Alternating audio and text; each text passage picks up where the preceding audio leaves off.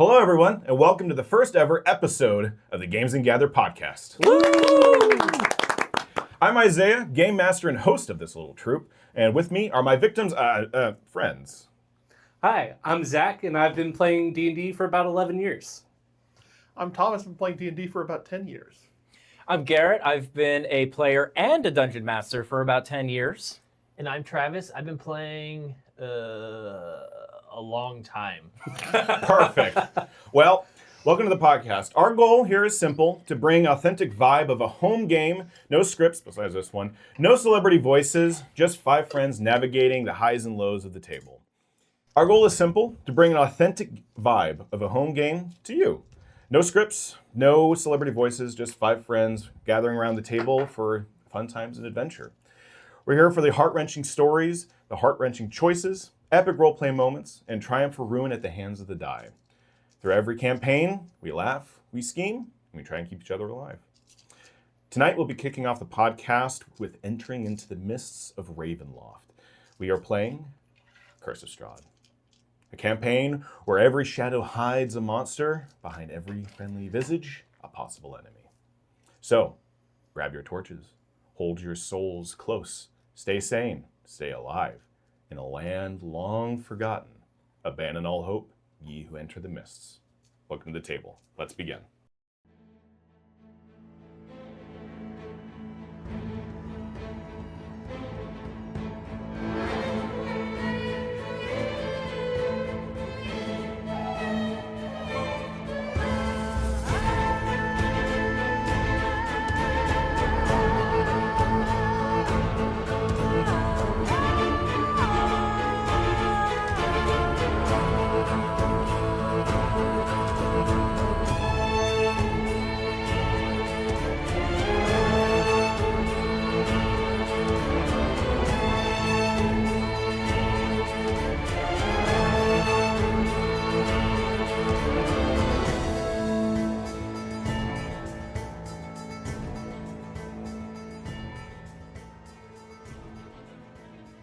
Alistar, your ears ring with a high-pitched tone, your heart pounding.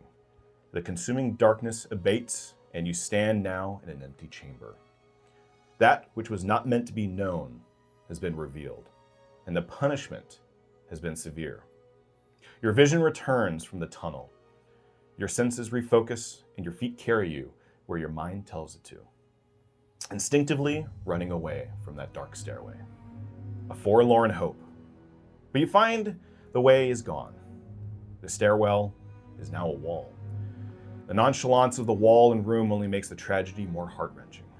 You fall to your knees, a torrent of tears pour out from your eyes, and you sink to the ground like a sack of grain. You are alone. For once in your life, you are alone. You are without kin and life. Alone. Arthur. The crack of a gunshot echoes down the dark and damp alleyway that separates the two factories. The air above you snaps as the bullet rips past your head. You quickly aim and fire back at that damnable man. The bullet impacts a brick wall, sending a report of pulverizing red brick, the shot missing its target. Heart racing, body aching, this chase yet continues. You pull yourself from the wreckage, a formerly opulent carriage. The two draft horses neigh and whinny in pain and panic. The man slips behind the corner of the building. An echo of a trash can being tossed aside as contents being spilled onto the already cluttered alleyway. You give chase. Conrad has finally outplayed his hand. The game of cat and mouse is about to be over. You will face justice, and the people of Laudanum will see the end of this menace. Bolstered to keep the pursuit by both frustration and hunger, you give chase, turning a corner to find a spilt contents making the terrain difficult before you. You see your target running, his fine boots separating the water and the puddles as he sprints through. He is some 60 feet ahead of you and gaining distance. You steady yourself for another shot, pulling back the hammer, readying the hairpin trigger. Lightning fills the sky, and the blinding flash and roar of thunder is parroted by the gunshot you let loose, missing its target once again. But only just so. Conrad looks back at you, his fine pressed suit now disheveled and trenched. Is it worry that plays along his face or something else? Conrad flings the metal door open that he has been running towards, disappearing into the building inside. You pursue. Gaining momentum, you run along the wall, around the strewn detritus, reaching the metal door. Pulling at the handle with all your might, the metal door does not budge. It does not yield. You hear the stomping footsteps of your compatriots behind you. You turn with your gun at the ready, leveling at the interlopers. But you find fellow members of your order. Quickly holstering your gun, you nod to the door, and you all work together to get it open. The sky lights up like dawn with the spider webs of lightning followed by a reporting thunderclap. The ground shakes violently. Red light flickers from inside the factory windows feet above. The ground shakes again, and the skies rumble, and lightning angrily crisscrosses the dark skies. Wordlessly, you all at once throw your shoulder into it and blast the metal door down. But it is actually the door that has thrown you all back. The rain has stopped as the sudden burst of air scatters the rainfall, the metal giving way to the loud booming echo from inside the factory that echoes in the stormy night, which is echoed by the rumble of thunder. Finn, you have ventured deep into the heart of the Chondal Woods. The beast that you have been tracking for months slaughtered a train caravan going to Elbadur. From the Ghostbloods to the horses, all were killed and consumed by this beast. Only bones and a long, bloody trail leading deep into that accursed woods remained. A trail you have been following in earnest. The beast will not escape you this time. The deeper you pursue into the Chondal Woods, the colder the air becomes and mists fill the earth. Knotty roots sprout from the ground. The air is thick with the smell of dew and iron. Looking about you, you find that the tree canopy above is made of gnarled branches, woven randomly to create sporadic network of pinholes that let silvery moonlight pour through. The trees selfishly drink the moonlight, letting the underbrush starve for light day or night. Fog here clutches selfishly to the ground with wispy lines of mist reaching up in vain attempt to rise and escape the woven canopy. Looking behind, seeking the source of this distant voice, you see nothing. You pursue, going slowly, anticipating a trap from this great beast. The crack of twigs echoes in the forest. Turning to face the sound, your wooden rod buzzing in anticipation. You again find nothing more but fog and dark woods. This fog swirls and dances around you as you turn. Inverse vortices rise and fall about you. Finn. You turn again to see the black mass forming from shadows of the trees. Cold breath escapes your mouth as you stiffen your stance, ready to face this beast and put an end to its great hunt. The beast moves with inhuman speed across the underbrush. Shadowy tendrils eke out from where it hides in the shadow, and like a vulture, it circles closer and closer to you. Garlog. Your lungs ache as you flee the walled city of Avalon. The city on full alert, you escape before the city's guards could react and capture you. The one with the net was close, but your blade was sharper. Looking behind you, the walls and parapets alight with silvery green energy that the city emanates naturally. It only seems that the city defenses are beginning to power on. Woods. Safety. Yes, you know. You make a mad dash for the woods, familiar territory to you. You zigzag through the woods as if you were a deer, spooked by loud thunder. Your lungs burn and legs shake. You have to stop. Stopping, you catch your breath, looking about you to take in your surroundings of this dark forest.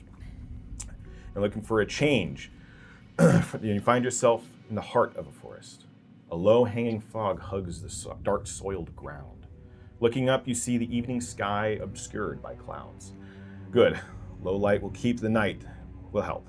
It'll keep the night and help even more when night comes. Shaking your head in annoyance and frustration. Damn that little soul. Ruining the one hope you had of being set free. Now what? The city is now alert with those who want to capture him, and now the little one wants to hunt a hag this day, who cannot get any worse. Taking a moment to rest, you lean back on a tree and slowly sink down to where you sit upon knotty roots. Taking your pack out, you inventory your belongings. Good. You're still stocked up on the necessities. Sword, you reach for your back, take out the blade, running your hand along the body of it. Feeling the inlays, scratches, and dents in the blade, reading the blade's long history. What did she, whatever her name was, mean by power the whole city? There's no way a little soul like this could have powered an entire city, much less a lantern. Surely. You flip the blade around, moving to also grab your whetstone and to hone the blade. You see a soft glowing silvery light dancing across the blade. You are not alone. The etching ends in a flash. New runes have been written in the blade. A new story. Ghost Slayer. The text is not one that you recognize, but the name you know it to be. The runes and cuts across exposed portions of the flesh thrum that glow softly. Like that fateful night, a fire burns in your veins. A new power imbued in you. You are not alone. Flee. You look up, not sure what the little one means. You stand and catch, then climb the tree. You get some vision. You see that elven woman flying in the air, eyes aglow with a trail of radiant energy as she points towards you. Finn. The eyes that flare as it speaks your name. A dark chill runs down your spine. The shadow grows larger and darker, and a deep growl begins to echo through the woods. Worms, roaches, spider, all matter of creature in the earth wriggle and writhe out from their hiding place and attempt to escape this creature's aura and voice. Terror grips every fiber of your being, and every fiber of your being yells, "Run." Your legs and arms feel as if they're weighed down by lead as you run stiffly away from the growing shadow. It looms over you, all light, is eclipsed by this shadow beast. You trip and fall to the soft mossy ground. Finn! Your arms are grasped as you are grappled and restrained. Your vision is that of burning red eyes and white teeth of a beast as it finally takes a hold of you. You shut your eyes in terror, hoping to wake from this living nightmare. Finn, my boy! Your eyes open to see Rheingrade's frantic eyes grasping you by the arms, shaking you. You start awake, heart pounding in your chest. The chair you're sitting in gives a long creak as you instinctively push away from him, holding onto your beating chest. I'm sorry to wake you, my boy. It seems I have done you a favor though, pulling you from your night terror. But you must come. There is no time. I have heard the call of the silver bush. He immediately turns to the door, pulling your pack from the foyer and tossing it to you. I saw the silver door, Finn. It is open. We have to just walk through. Our exile is finally at an end. You're not even waiting for your response. You slowly catch your pack at the table being pushed back. The book you have been reading clatters to the ground. He walks through the door without waiting, and you hear him say, "A promise finally kept." You begin to voice protest and question before you're interrupted with a hard wave. There's no time, come! His voice echoes as he leaves your hovel. Rain flinging the door and dashing out the door into the cold night air. You pick up your book from the ground and stuff it into your pack. Blow out lit candles and grasp your silver wood rod and run out the door after Rheingrade, shutting the door with a grasping vine behind you. You see Rhine speeding towards his hovel, his regal clothes flowing behind his hastened pace. You run after him, low-hanging fog parting your footsteps, your mind filled with speculations and heart fluttering with anticipation.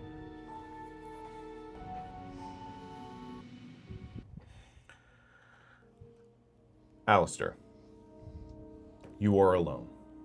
Alone in a malignant room. Cold and void is all that you feel. When the well of tears dried, you stand back up, wanting nothing more than to both leave this room and destroy it in fury. You return to the study. Around you are all the books that you've read and knowledge you have consumed. The unmelted candles burn in light the room, casting random shadows about the room in a miasma of light and shadow. A vain hope that all has transpired is just but a dream. But no, you know the truth. This room holds only but one soul. You. Indignant rage burns within you, and you take hold of the center table, which holds no answers for your error you upend, sending papers, tomes scattering about the room. The side tables face the same fate. Candles are thrown and extinguished. Paper torn, tomes vomiting their pages. Books open and expose litter the ground as your madness abates. The shadow of the candles dance on the bookshelf walls in mockery of you. You ready fire to burn this jester, but a pattern appears. Flames extinguish from your hand as you observe the shadow dance and move. A pattern forms in the symbol of Silverquill. A gust of wind fills the room, sending up papers into the rafters above. Looking about you, you do not see the source of this wind, but you do find in the center of this conflagration is an open tome, binding thick, made of draconic leather and scales. Look at the pages, are unbothered by the whirlwind of paper. Looking at the page, you see text being written in fine yet strong filigree. You are a blind fool, tempting fate in the quest of knowledge which mock was to be lost for eternity. Fear not, little one. Your willpower is admirable, and your thirst for knowledge is welcome. I am sorry that for your first lesson you have lost much. You have learned and lost too much to return to the life you once lived. I will take you under my wing as an apprentice, a little bequeathed to immortal men, keeping my fang as a physical mark of my eminence over you. You are left in a state of pain and awe over the words that you read. What could this be that has impressed its authority over you with such command, with such pride and power of an ancient dragon? Garlong. Not again. It's never that easy, is it? You drop down to the earth and begin your mad dash once more, this time keeping your sword out ready for any attackers. You delve deeper into the heart of the forest. Dogs' bark begin to sound behind you. They run faster and they will catch you. You must be clever and quick. You run, jumping over root, ditches, keeping rapid pace into the thicker woods.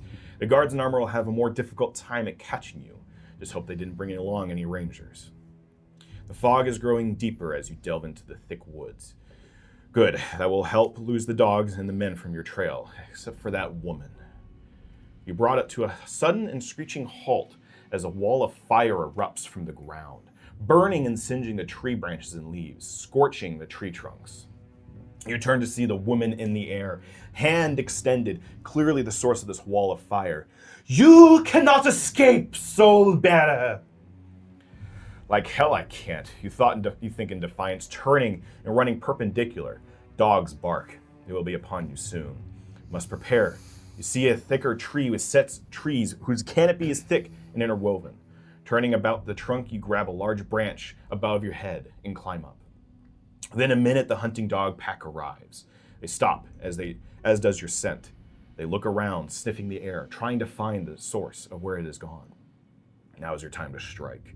You instinctively, activating your right, you fight fire with fire. Your blade alight with a power, you leap from the tree, and within a quarter of a minute, the dogs lay dead at your feet. Stabbed, cut, and set asunder. You run. Deeper and deeper into this endless woods is what feels like at the end of the world. The fog is now heavy. As you run, the whistle of an arrow cuts through the fog near your leg, impacting the ground at your feet. They want you captured, not dead. A small relief at that. You zigzag, avoid running in a straight line. Arrows continue to fly. Shouts of men telling others where to run and where to go to find you. Rays of power, powerful magic rain down near you as you run. They're getting desperate now. I wonder why that is. Arthur. Pain, cold, night, hunger, pain, light. Your eyes snap open, taking in a deep and painful breath. The metal door lays on your chest. You give a heave and push it off, the metal scraping on stone, filling the storm air with a screech. You stand up slowly, seeing before you the broken bodies of your companions. They seem to have taken the brunt of whatever caused this explosion. Rain pours upon you unrelenting, soaking you to the core. Building causing you to stand in a stream of water. Swallow a globule of blood that has filled your mouth while you are unconscious. The street you stand in lights up in bright white light, followed by a rumble of thunder. You take a step, and another, and charge into this damned factory. Today, Conrad dies. The rain ends as you pass the precipice into the factory. It was once a factory, seeming to have been long, long out of use. The air fills once again, with an electric charge. The air thrums with power. You take cover instinctively. Electricity pulses through the air. Your body is racked with electricity. Muscles spasm and your body locks up. But you shake off whatever is channeling such electric power, and you push on. Jumping through windows and gaining over conveyor belts till you reach the factory center. You see a body in the center of a mass of metal contraptions, massive vats of green and blue liquid that glows and pulses. And you swear there's silhouettes inside. But no time for that. Standing in the center, hands on the controls, Conrad stands some 80 feet away. Jet black hair with streaks of white in his sideburns. His sideburns going down to his cheeks. He has a white shirt with a black vest, sleeves rolled in his ascot and ruffles from the wind. As he smiles and sneers at you as you aim your pistol at him. Too late, Arthur. A deal has been struck. You get a shot off, but the blast of the handgun echoes in the factory only to be done out by the crack of thunder as it strikes down upon the body in the center. You are forced to cover your eyes and the bright light blinds you for but a moment. The earth rumbles and crumbles beneath your feet. Mist ejects into the empty space. You almost lose your balance, forced to cover your face from the dark mist. You look down blinking as the earth seems to be opening up to swallow you whole. The walls of the factory vibrate and move of their own volition. You aim your pistol again at Conrad, hoping getting another shot off, but in slow motion you see the bright beam of blue and white light with a lightning bolt come down and strike upon the infernal machine, electrifying it. Arcs of electricity descends upon the platform, electrifying the creature on the table. You didn't notice till now, but its head was always facing you, and its eyes open with blue light. As it does, you fall. The brick gives way to nothing, and you fall into an empty void. Nothing below your feet. You fall. Alistar. A dragon! The words leave your mouth as your mind puts the pieces together. This is Shadrick Silverquill who speaks to you through the book. You grasp the edges of the book and hold it close, reading every word over again. The black ink staining the pages with his words as it continues. You must pursue that thirsty fraction of darkness which was trapped for centuries.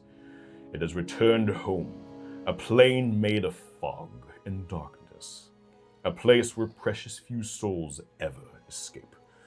The darkness has been strengthened through your folly, but has been beaten once before. Hope yet remains. You must venture there, rescue the lost, learn the land's ancient secrets, and if you are strong enough, defeat the darkness. Your hands tighten around the book. You feel as if this is a one-way trip, yet this forlorn hope compels you to concede to Shadrick's commanding words. Take the tome you hold. It will be a piece of me with you as you are going where even the high gods cannot gaze into. I will lend you some of my power, and as you grow in power yourself, it will grow with you. So keep it selfishly close to you. Document, archive all findings you happen upon, and use this tome as a journal to catalog your quest. This is your lantern in the land of shadow. There are few others like it. I have opened the stairs for you. Descend into the darkness, my apprentice. Apprentice. You look up and see the word, as the word echoes in your mind. The staircase, as it is, as Shadrick said, mist pours from the descending steps. You swallow hard, close your new tome made of gold, ink, and ivory white leather. Grab your pack as you had left it and step through the door's gateway into the descending stairs. Mist parts as your feet descend. The warmth of the room is met by the precipice that which you cross. The darkness of cold, yet you descend. The steps spiral ever downward in darkness. Using fire to light, you continue for what feels like hours. But in minutes, you note that the steps have red velvet layered over them. A red welcoming carpet descends downward, and a faint light begins to appear. Rounding the last spiral, after hastening your step, you're seeing that your destination is at hand. You step gingerly into a grand hall. Floors made of white and black marble, almost like a chess set or a chessboard. Walls made of finely carved dark wood with hunting trophies abound. At the far end, a grand fireplace that looks to have been welcome reprieve from any person from the cold outdoors. Set atop the mantel is perplexingly lifelike painting of a swamp or forest-like field covered in fog. You find yourself asking out loud, what is this place? Arthur, you fall. And left in black, silent void, you are left to your own devices. You reflect. Is this really how it all ends? This death doesn't feel like the first. This feels different. Who was that woman? Did you know her? What did Conrad do? Did he find a way around Victor's heart problem? And what happens next?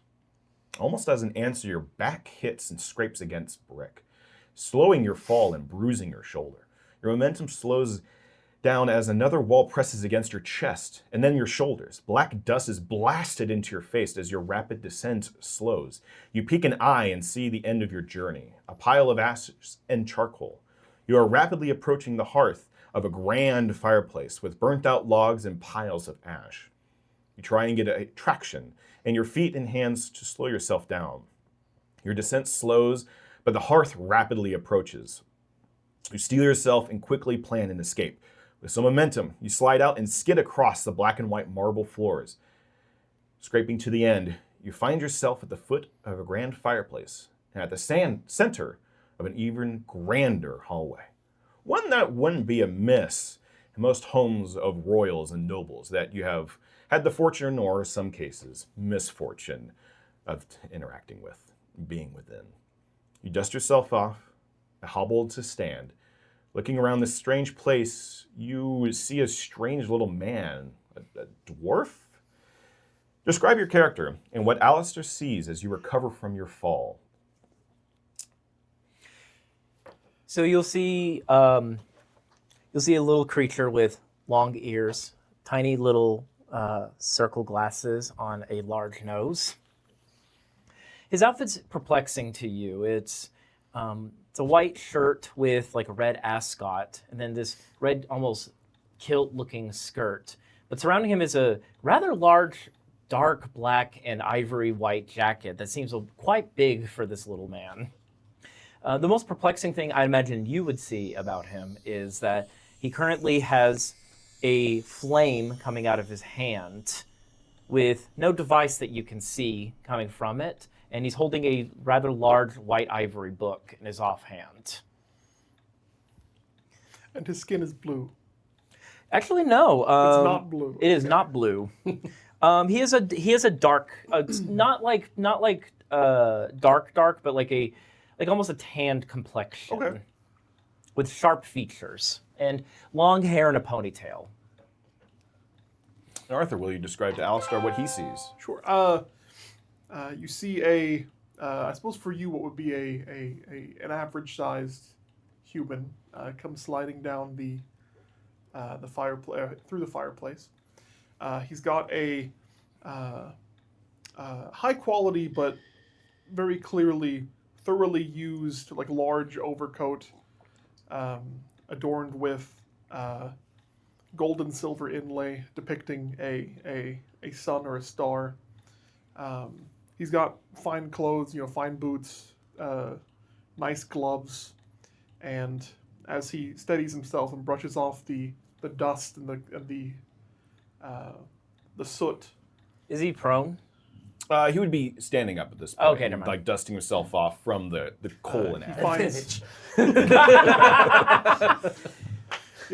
He finds his hat that fell off in the fall, reaches inside, pulls out a rag or a handkerchief, and begins wiping off the dust from his face before glancing over at you, more intrigued by the general size and the proportions of certain features, trying to discern what in the world you are. At this point, do you want us to role play a bit, or do we want to wait till the other characters come wait. in?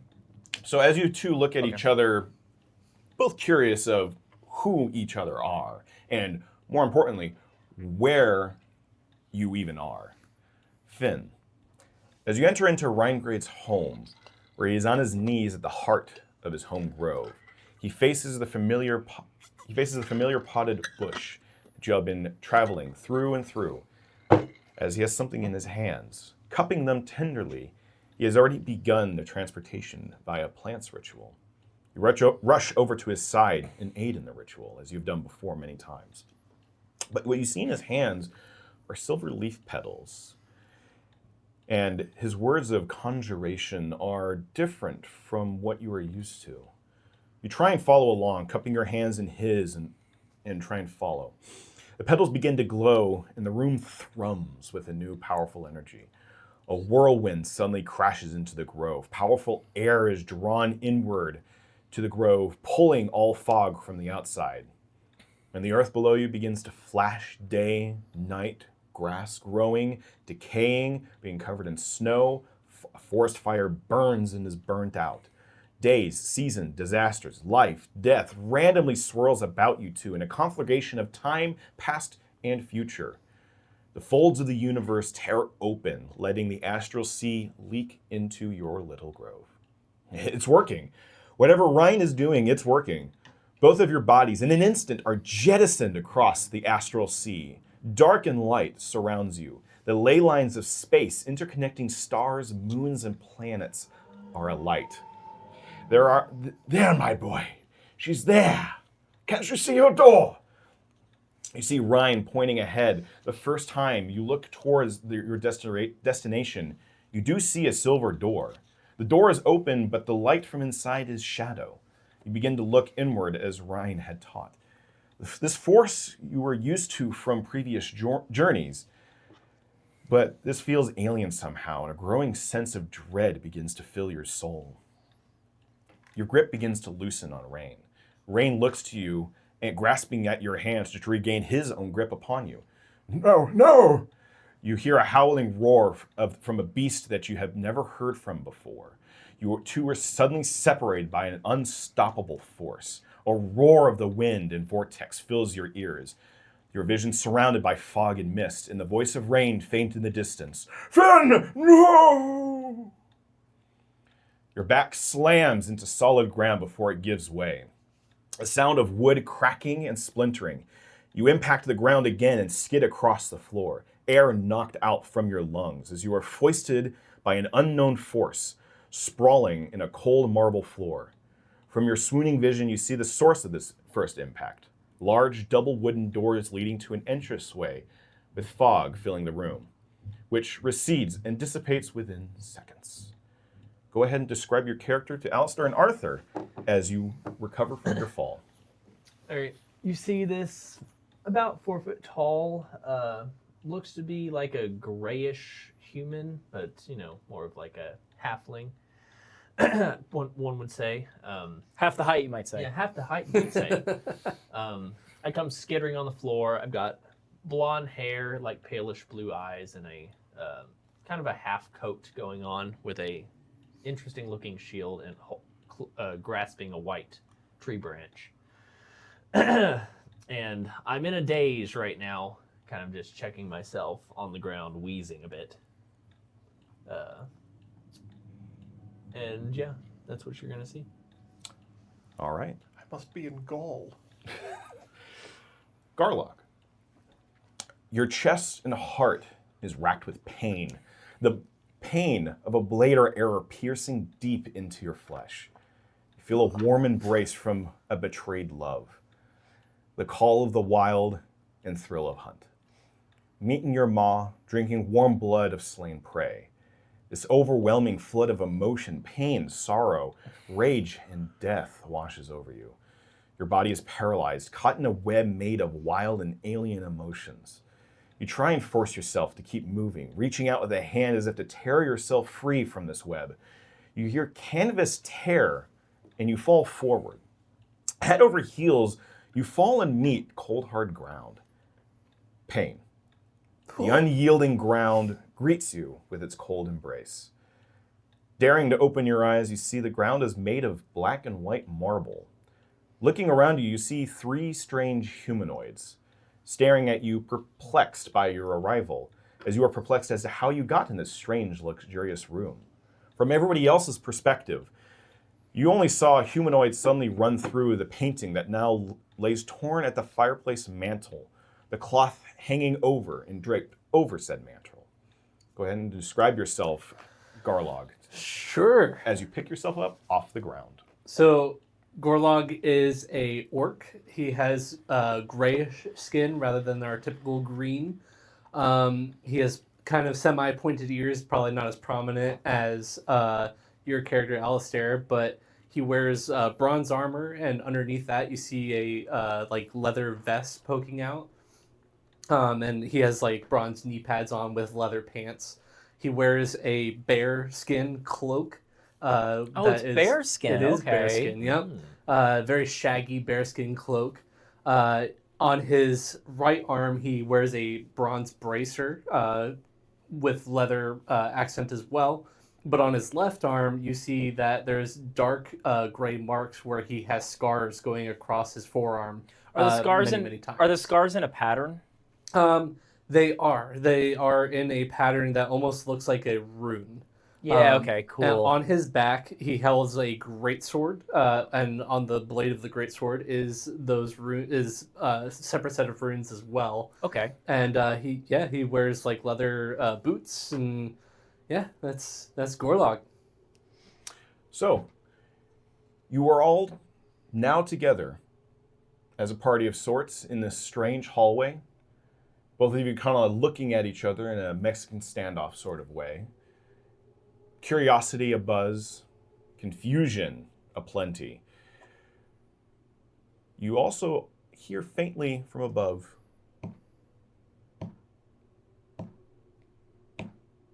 what all would you like to do? Does it sound like it's coming closer? Like the thudding sound? It does not appear to be closer.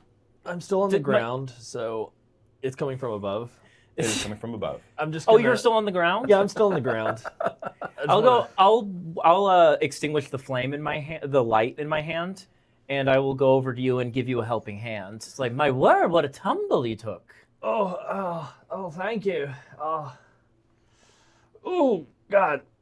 Yeah? Tap my back real quick. Oh, man. Would I recognize this sort of druidic nature that he has about him?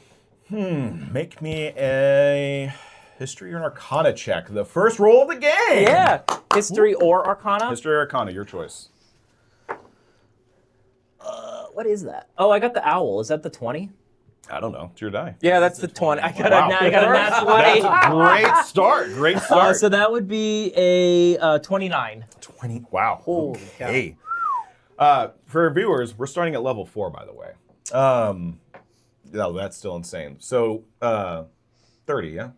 29. 29. That's close enough. With a 29, you would actually recognize this. You've read some stories or books specifically on this sort of pattern in garb that he wears. It is from another plane, but these he appears to be a druid of some sort, and specifically a astral sea druid. As I'm picking you up, you'll see me adjust my glasses and I go, Stosh. That would be like, Stosh shield, pale complexion. You're a druid, aren't you? Oh, why? Yes, I am. But you're not from the Arcavios plane. No, I was Actually, I don't know. I'll start walking around you, rubbing my chin. Oh, okay. I don't know where I was traveling to. I kind of got An woken up by my astral master. druid. Now be quiet for a second. An astral druid. Okay, this is new. And then as I look over, it's like, Do y'all know him? From the ground, Gorlog just, no. Oh, okay. oh, you're down there too. Here, let me help you up. I'll go over. Do not touch me. Okay. Gorlog props himself up and stands at his full height of probably 6'6". Yeah. He's a massive man. I quietly step back from the kerfuffle. I'll look at him and go, based on your attire, are you the owner of this fine establishment? I believe we've all come from somewhere else. He says as he's more focused on trying to find out where he is, or if the contents of the room have any indication of where they might be. Yeah, the room itself, as previously described, it is a wide hall area that runs the width of this house. Black marble fireplace at one end, with that torn canvas painting where Garlog fell out from. Red carpeted marble staircase rounds up going to the floor above. And mounted on the mantle of the fireplace is a long sword with a windmill cameo worked into the hilt. The wood panel walls are ornately sculpted in images of vines, flowers, nymphs, and satyrs. But anything else that can be ascertained from this room, there's not much else. The room is lit up by oil lanterns that do dot the walls. There's even a grandfather clock slowly ticking away, and a statue of a seeming like a nobleman at the round portion of the curving staircase. There are doors that are around you, 4 to be specific, that lead in various directions. North would be the rounding staircase. There are 2 doors set to the east, and there are 4 doors set to the west. 2 of which are set in a slight alcove, but all doors appear to be shut. And then to the south of you is the fireplace. As we're looking around, I'll slap my forehead and I was like, oh, manners, Alistar. Pleasure to have met you all. The name is Alistar. Does anyone know where we are? Let me check. Also, Finn, by the way. Man, have you had before? Did you see an older gentleman fall before me? You know, in his 130s, looks to be 80. You know, dashing beard, big flowing cape. No, not ringing a bell. I'll point at him because he said cape and beard. Yeah, So I he's do got- have a He's big got old my bushy height. black He's beard. same, you know, Oh, okay. same get up and everything. No. Can't say that I have. Have you seen a shadow and or dragon come through here? I can't say that I saw a dragon. I've seen dragons, but not in a while. Have you? Yeah. Hmm. So I'm just gonna quickly, with him telling me that, flip my shield over and check to see if there's a glowing dot on any of one of the stars. That's cool. Looking at your shield, you do not see any glowing dots. Oh, that's a problem. All right, well, I'm gonna have to figure this one out later. I didn't catch your name. He gives a aristocratic sigh. Arthur Frederick George Oh, Mountbatten, and he gives a bit of a bow. fancy man, I like it. Arthur's fine, and he goes to have a look at the statue by the stairs. Okay. Is it like an engraving or anything? No, you actually do see the first name has been scratched out for some reason, but you do see the last name is Durst, the third. Okay. But the first The name, third. the third. Okay. But the first name has been scratched out. As you're examining this, I'll chime in on what you said earlier. Is that Arthur, you said, Sir Arthur, you said that you think we were all brought here. I know I was brought here, but what about you? I was chasing someone, And then? and the floor opened up. I found myself falling down a chimney. I get a test to that. I was there for it. What about you, fine sir? As I point, and then my hand slowly moves up to your face. Gorlog Bonecrafter. I come from a tribe of orcs. I was being chased,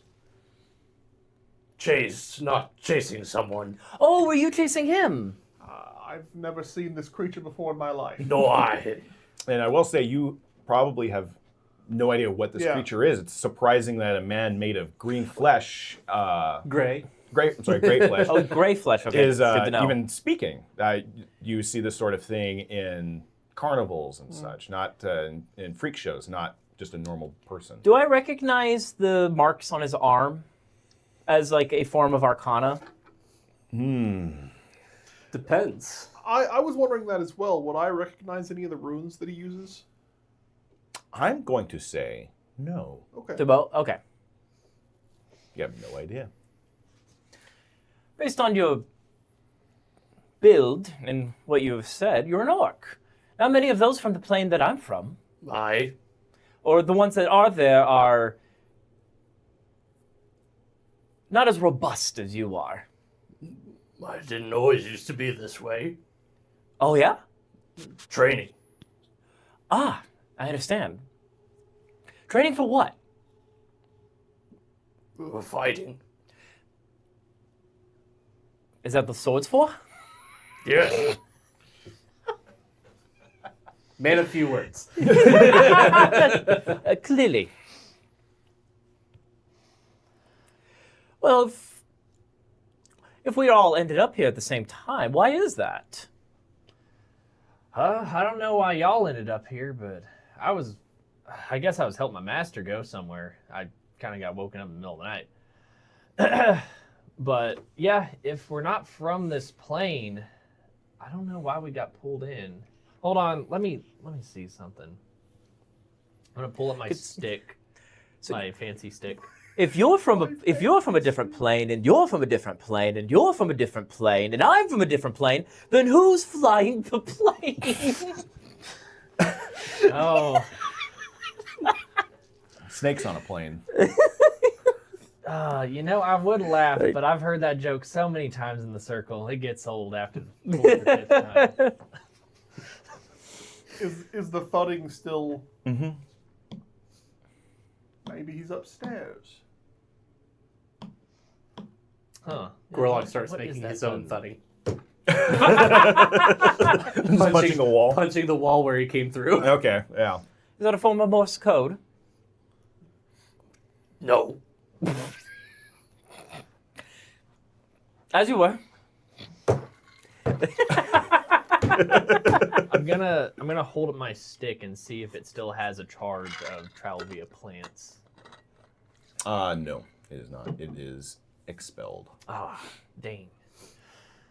All right, I guess I can't help us find our way back. Oh, I have no intentions of going back. I'm here for a reason. Oh, okay. I mean, I'm here now, so I need to get back. I'll try to help you, but I gotta find my master first, and I don't know where the heck and doodle he went off to. Heck and doodle. What? It's a common term. No? Okay. People from other planets, man, I don't get y'all sometimes. Where I'm from, we use words like fudge. Don't you dare say that ever again. Good Lord. Manners. All right, I'm gonna start looking around to try to see, like,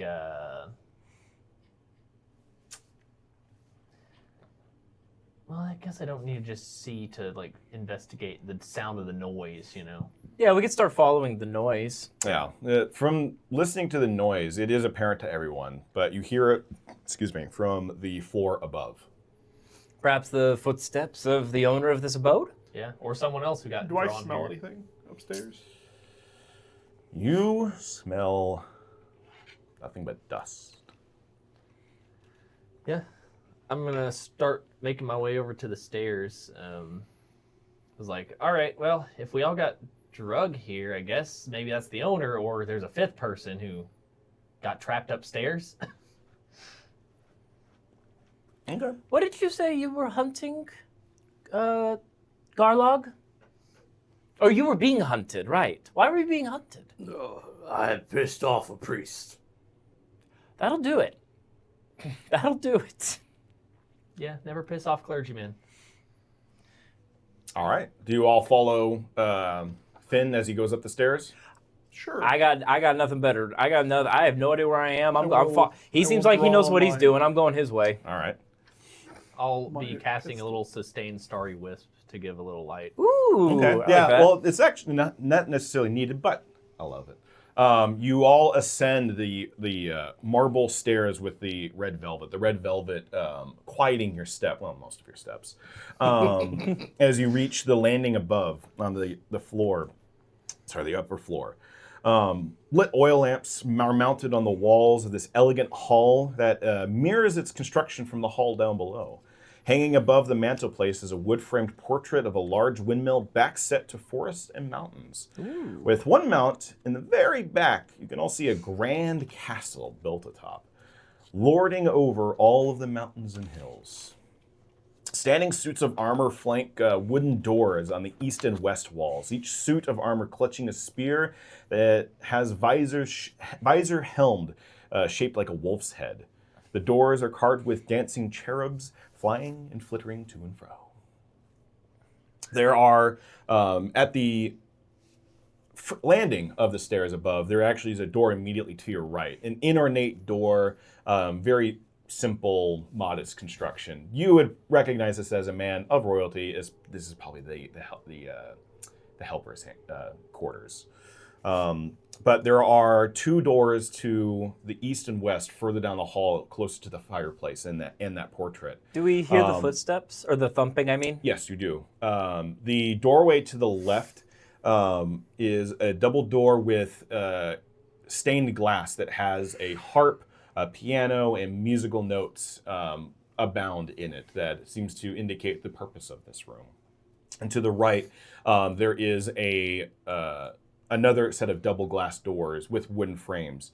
And in the glass is also two windmills on each door pane and various books and pens and pencils and writing utensils. Again, likely to indicate the intention of this room. Since it's a large room and there's a bunch of doors, I'm going to chime up a bit. I'm going to go, good tidings. To the owner, whoever the owner, we're not intruders. We're forced to intrude by accident. Where are we? Where are we? It echoes in the hallway. But you actually, I like jump a little bit Yeah. to that. you hear. Continue. Like no variation, like very. No, it's not melodic. It's random. It's random. It is okay. random. So it's not like they're deaf and they're like trying to Morse code. No, us. it is random. Can I quickly glance over the row of books while the others look around? You cannot see the books. Like the books. It's in the glass. bookshelf. In the glass, yeah. Okay, in Can the glass. I want to look The at shelf is quite tall. Oh, there is no bookshelf in this hallway. Oh, they described books. I'm sorry. Books are in the glass pane of this Can I look door. Can I look at the books? Can I read to read the title or There's spine no or something? title. It's just simple motifs of like books. Ah, okay, I understand. My bad. Are we passing by like a window or something while we're? Funny you mentioned that. There are no windows. Okay. The only other avenue to go besides the doors, you see that the staircase rounds another level going up. Okay. I guess I'll open the door closest to me at this stage. Just take a little peek in. The door with the books in them. Yeah, why not? Okay. Actually, as you approach, you do see in the window, you see a silhouette. In the window?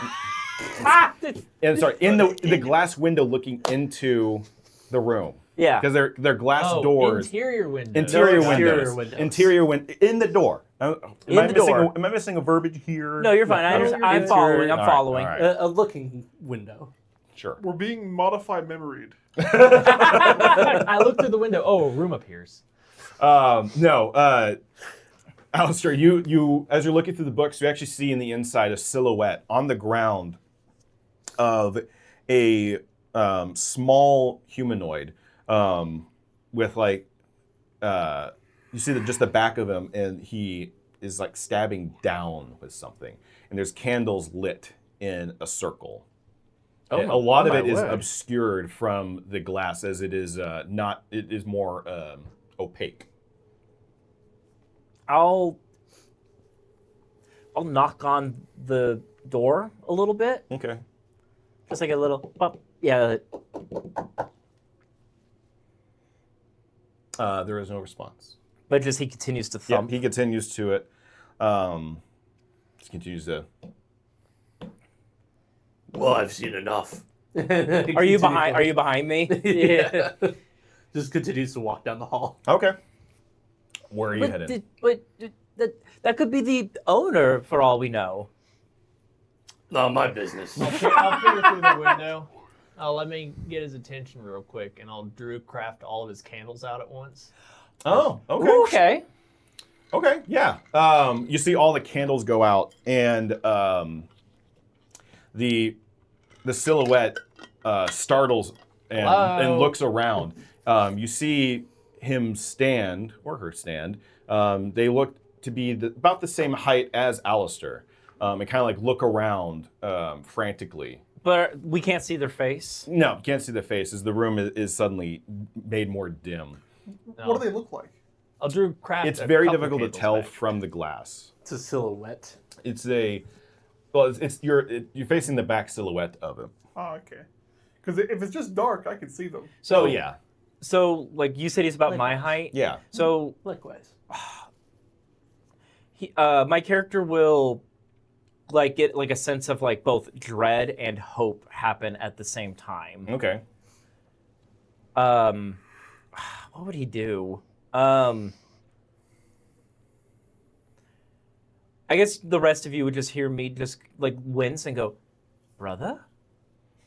When you say that, the silhouette inside turns around. You see kind of like a warped face from the opaque glass. Ugh. The creature runs up to the door, and the door opens and swings open. The hinges squeaking and whining open, and you see a now normal-faced child as he looks up at okay. you. Well, looks straight up to you, and then whomever else is around him. Oh, You came! Oh, it worked! Oh, thank the gods! Since you were the first one there, he immediately just goes in and embraces you. Oh, hi. You see a human boy about 8 years old. Okay. Yes, young one. Yes, you can let go now.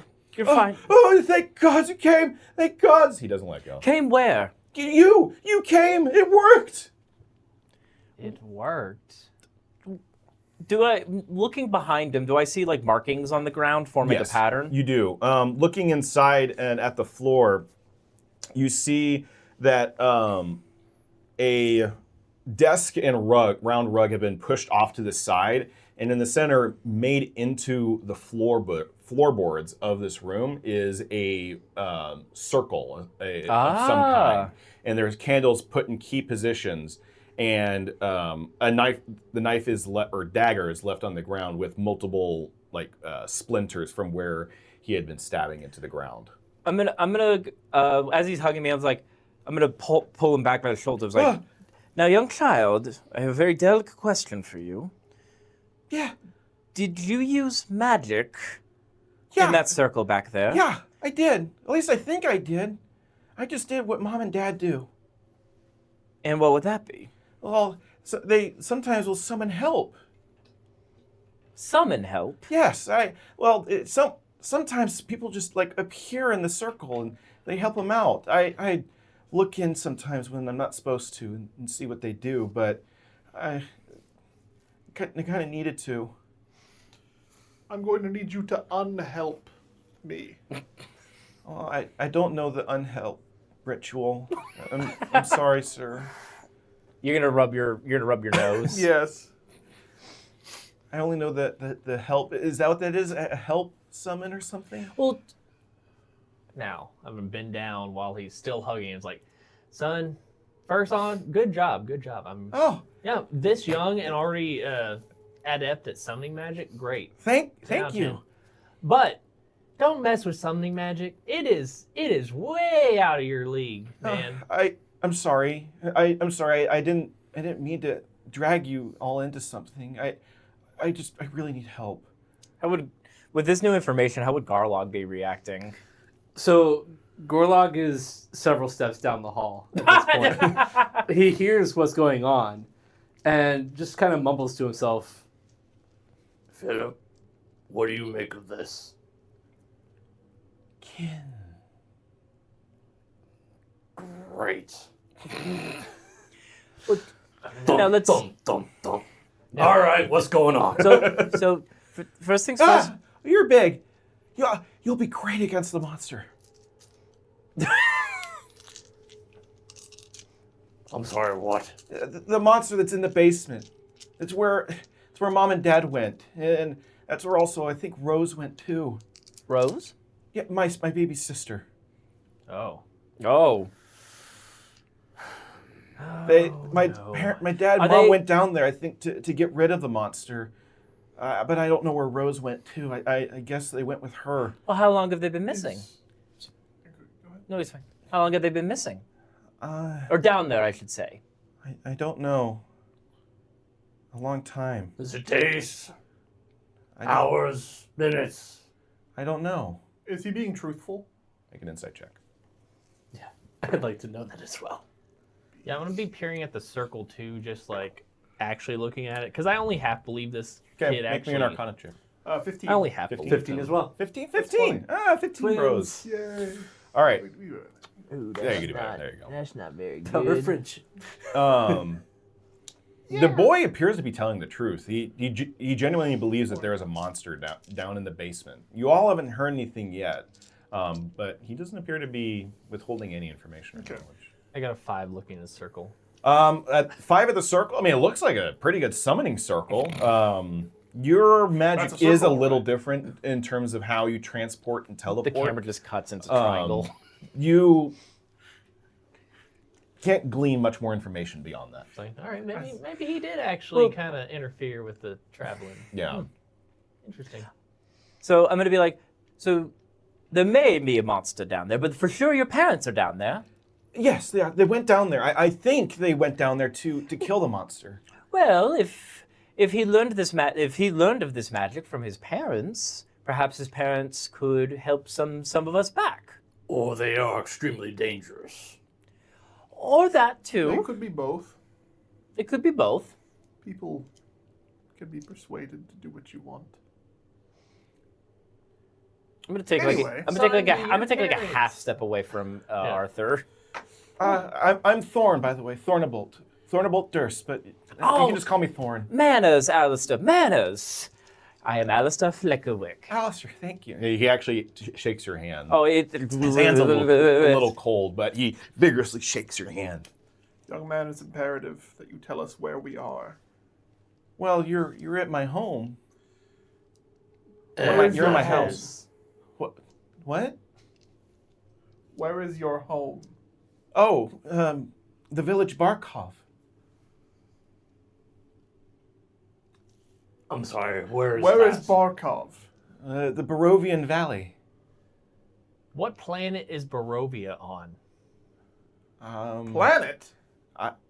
I don't. Yeah? I don't know. Planet? Yeah. What's planet?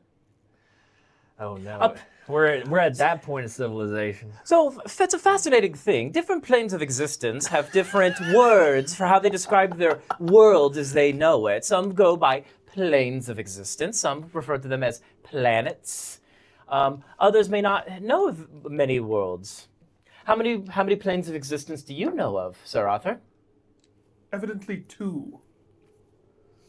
2 is a good number. Yeah, 2's decent.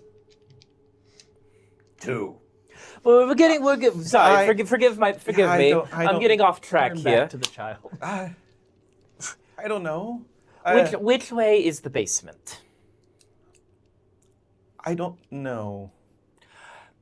You are They much went- help. I'm sorry. My parents never showed me where the basement is.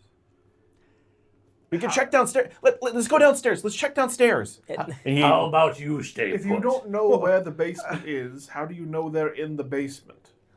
Because I know there's a basement. That's where Mom and Dad disappear to all the time. I just don't know the door to the Is the basement. basement in the room with us now? No, I don't think so. You can look around if you want. Okay, we're going to go find the basement now. You should stay put. If there is a monster, I would rather go with y'all. With you all. I can handle myself. He actually pulls out a wooden sword from his belt. I'm pretty good at this. Okay, you need to not be fighting things, but you're going to come with us. Well, so- with all of you. No more circles.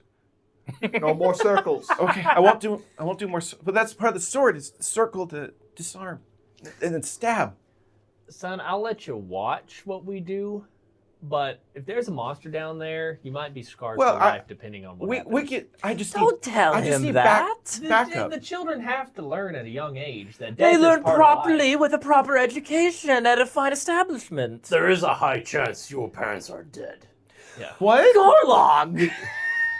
I wasn't gonna say it. No one is dead! What? You don't know that? Precisely, no one is dead. Let's go find the basement. Okay. I agree. Okay. Let me see that. Okay. Takes the wooden sword and just. Why'd you break my Then sword? he takes out a dagger and goes, no. This will be much more effective. Oh. Which, for him, is a sword. Yeah, it's Thorn from the Hobbit. Yeah, Sting. Sting. Oh. Yeah, that's actually way better. Oh, good. Yes, You're just- giving the children knives now. You don't give a child This is great. See this No, end? no. He See is, this end? Yeah. he is That right. end stays away from yourself. He is right. Okay. You cannot give children daggers. When I was Take in my this gun. tribe, when I was in my tribe, we received swords at the age of 5. How old are you, Thorn? I am 8 years old. Old enough. Take this axe. Yeah. I got a sword knife. I'll just hold it. He's just gonna hold it out like this. Okay. Sharp end away from yourself. Thing- Yes. Everything's gonna be okay. Let's all just go find the basement. Yes. Find his parents. Yes. Where do you want to go? Can Well- start here. If you want to Well, look around, this is my dad's study. Well, my dad and mom's study, but dad's usually here. judging by the Are there books in judging this by the room? Yes. architecture of this building and the age of the wood, I'm going to ascertain that the entrance to the basement would be on, at the very minimum, the ground floor. So we should go back downstairs. I thought it might That be the sounded attic. smart. I like that. While they continue to discuss a little bit, I'd like Mm-hmm. to go have a look at the books. Okay, yeah. To further describe the room, red velvet drapes covers over the windows of this room. Smoke rises from candles placed around a drawn-out arcane circle that is etched into the wood. A round rug and desks are pushed off to the side by the bookshelf, presumably to hide the circle. In the center of the circle's pentagram was the boy, Thorn. As he was muttering to himself and stabbing into the wood, you see splinters coming out from the wood where he was stabbing it into. Looking at the details of the room further, you see that an exquisite mahogany desk and matching high-backed chair face the entrance and fireplace, above which hangs a framed picture of an alpine vale. Situated in corners of the room are 2 overstuffed chairs. Floor-to-ceiling bookshelves from the south wall, a rolling wooden ladder allows one to more easily reach the higher portions of the shelves. Can I quickly investigate the dagger? Oh, sure. It's on the ground, but yeah, go ahead and just make an investigation check. In fact, there is also an alcove in the back That's better. of the front section of these bookshelves, so there is an extra layer here. I got to the room. a 22. 22. Looking at it, it actually does look to be a ceremonial dagger. Okay. It's left very sharp along the edges, but it's in a wavy pattern, which would suggest that it's to cut flesh very deeply. Okay. I don't feel safe leaving this. This seems rather important to his parent or dangerous, so I'm going to pick it up and potentially ask for someone else to hold on to it. So I will gladly replace the dagger. by all means, just keep, All right. just keep it away from the small child, please. You see him in, like in the against the or facing the overstuffed chair. Just you actually see a teddy bear that is facing away from him. Being in that room, like I'm assuming the room is more dimly lit because of the candles. Yes. Yeah. Yeah. Being in that room kind of fills me with a heavy sense of dread over recent events, and I just I quickly get out of there. Okay. Can I search the desk? Oh, sure. Easy enough. No need to roll. The desk has several items resting atop it.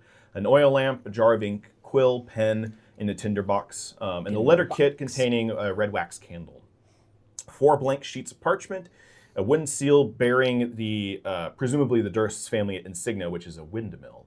The desk drawer is empty except for an iron key. But that is all you find in the desk. Okay. I would like to take the seal and the key. Okay. Yeah. Yeah, I see him searching around, just because we're not immediately going to the basement. Okay. And I'm going to quickly go to the... You said there was a window in this room. There is a window. Yes, there's 2 double windows. I'm going to peel open this window and take a gander outside. All right. Yeah. You fling the curtains open and look outside. You see a moon. From what you're used to, it is mostly normal size. In fact, from where you're from, there are, I believe, 3 or 4 moons of Faerun. But the moon here is twice the size and almost is larger than the sun in the sky. It is very bright and it is a full moon. But any light that you can see from this vantage point only shows forests surrounding this home. Looking around, peering around to the southwardly. Actually, no. I'm sorry. From this point of view, you would only just see forest extending out before you. Before you're literally met with a wall of fog that obfuscates your vision. I'm just going to take a quick investigation of the plants and stuff and see if I kind of recognize the forest from my travels or anything. Okay. Make me a nature check. Well, that's doing on. What does everybody else do? I was going to see if we can start heading towards the ground. 1. It's hard to tell from It's hard to tell from this window. I would say we start heading towards the ground floor to try and look for the basement. Okay. Before we leave, can I have a look at the books that are on the shelf? Sure. Shelves. Make me an investigation. What are you looking for specifically? I mean, based off what the child said, we're in Barkov and or Barovia. I'm going to look for books on that. Okay. For later. Sure. Make me an investigation check.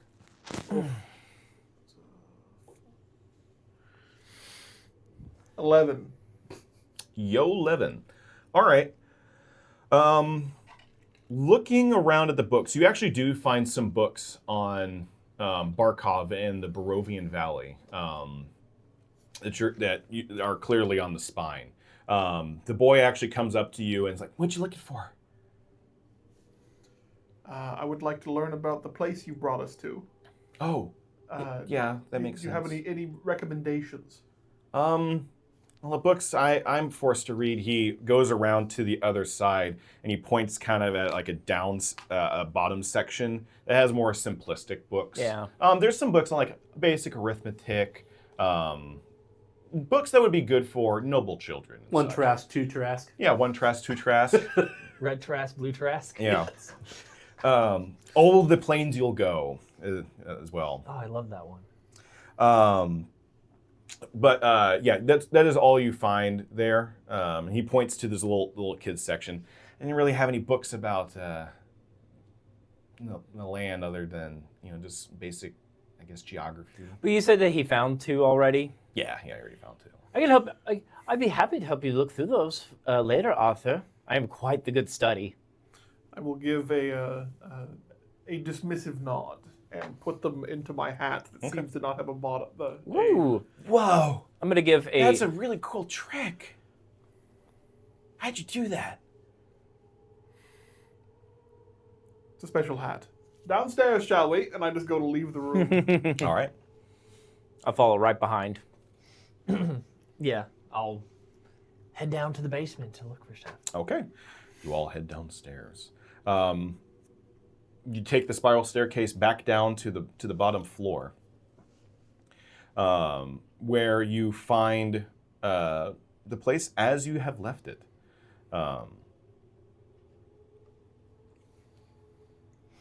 At the bottom of the stairs, you see the same doors. Okay. As you previously left it, and I repeated myself. It's You're fine. How many? To the right, you see a door that is inset in an L, where there's one facing north and then one facing west, Okay. with a closet door that is on the other portion of the U. I'll try one of those doors. I'll Okay. try the north door. All right, yeah. Opening the north door, you open the door to find a fully stocked kitchen. Oh wow! How nice. The kitchen is tidy with dishware and cookware, utensils neatly placed on shelves, and a work table has a cutting board and rolling pin atop it. I'll try the west door. All right, the west door. Opening the door, you find a luxurious dining hall.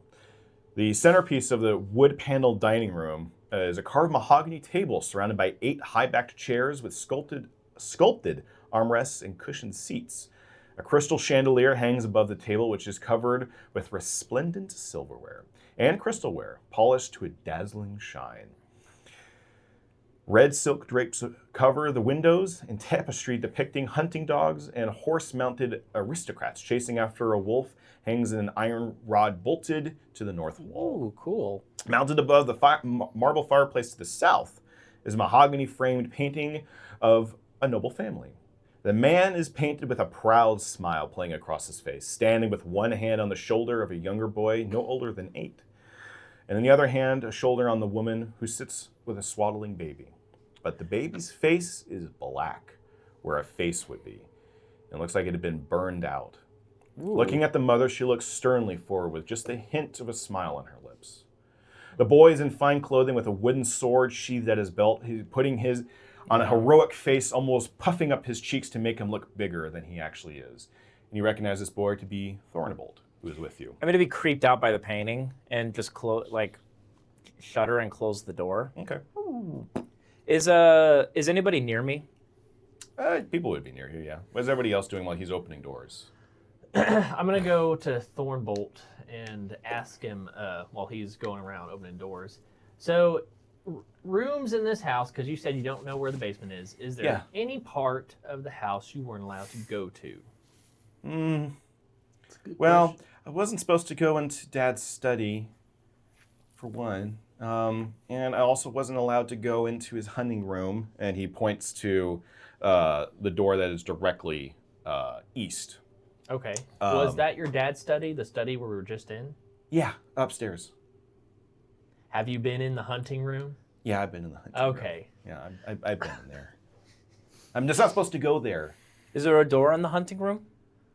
A second door that you know of? I don't think so. And you can look inside. I've never looked for a second door. As we kind of move around the house, I'm going to try to identify what the key I found might go to. Okay.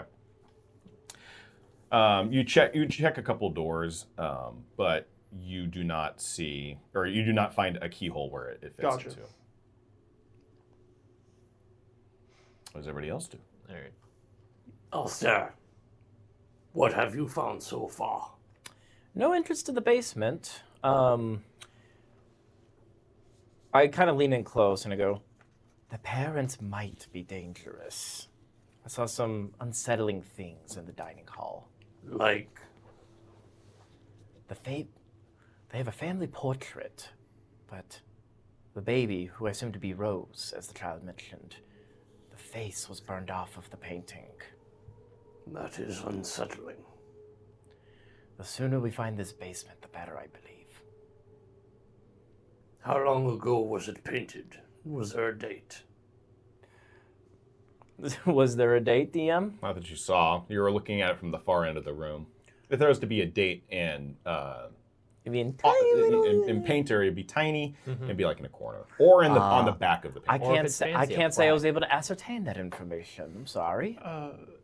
As we move throughout, as I also look for the where the key goes, I will also try to look for any signs of like perhaps a secret door or hidden entrances. Like scuffs on the floors, signs of a draft. Okay. Stuff that looks like it's been moved a lot.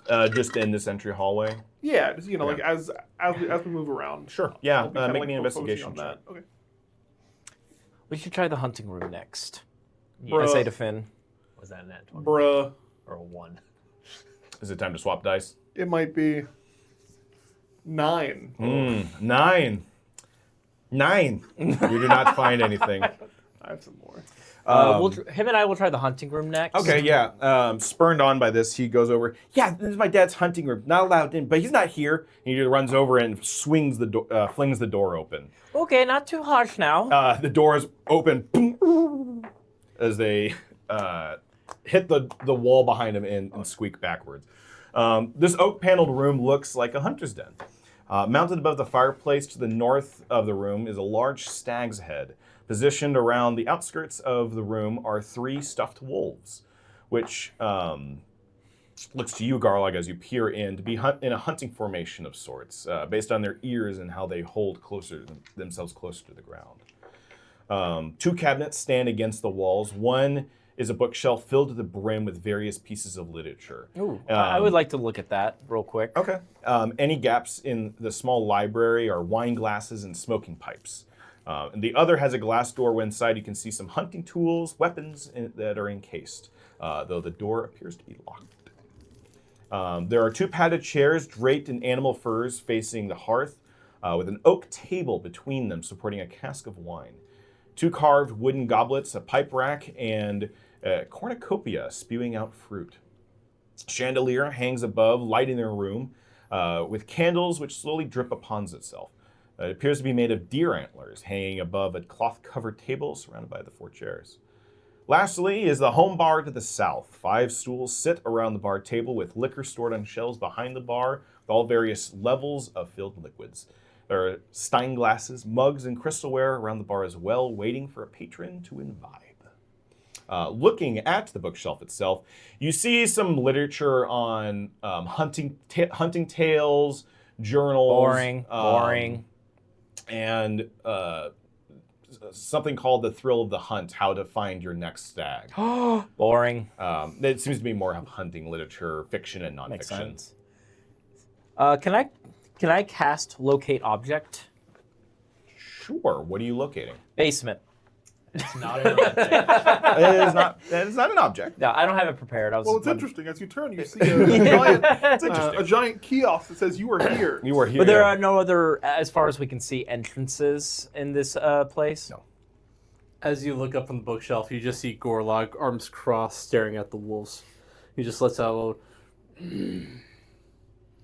Not a fan of the canine opus, are we? It's wasteful. Wasteful? Yes.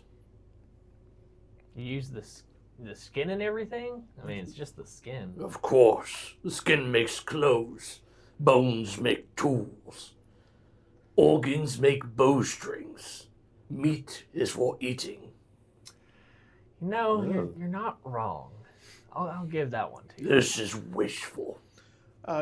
You mentioned a home bar. Mm-hmm.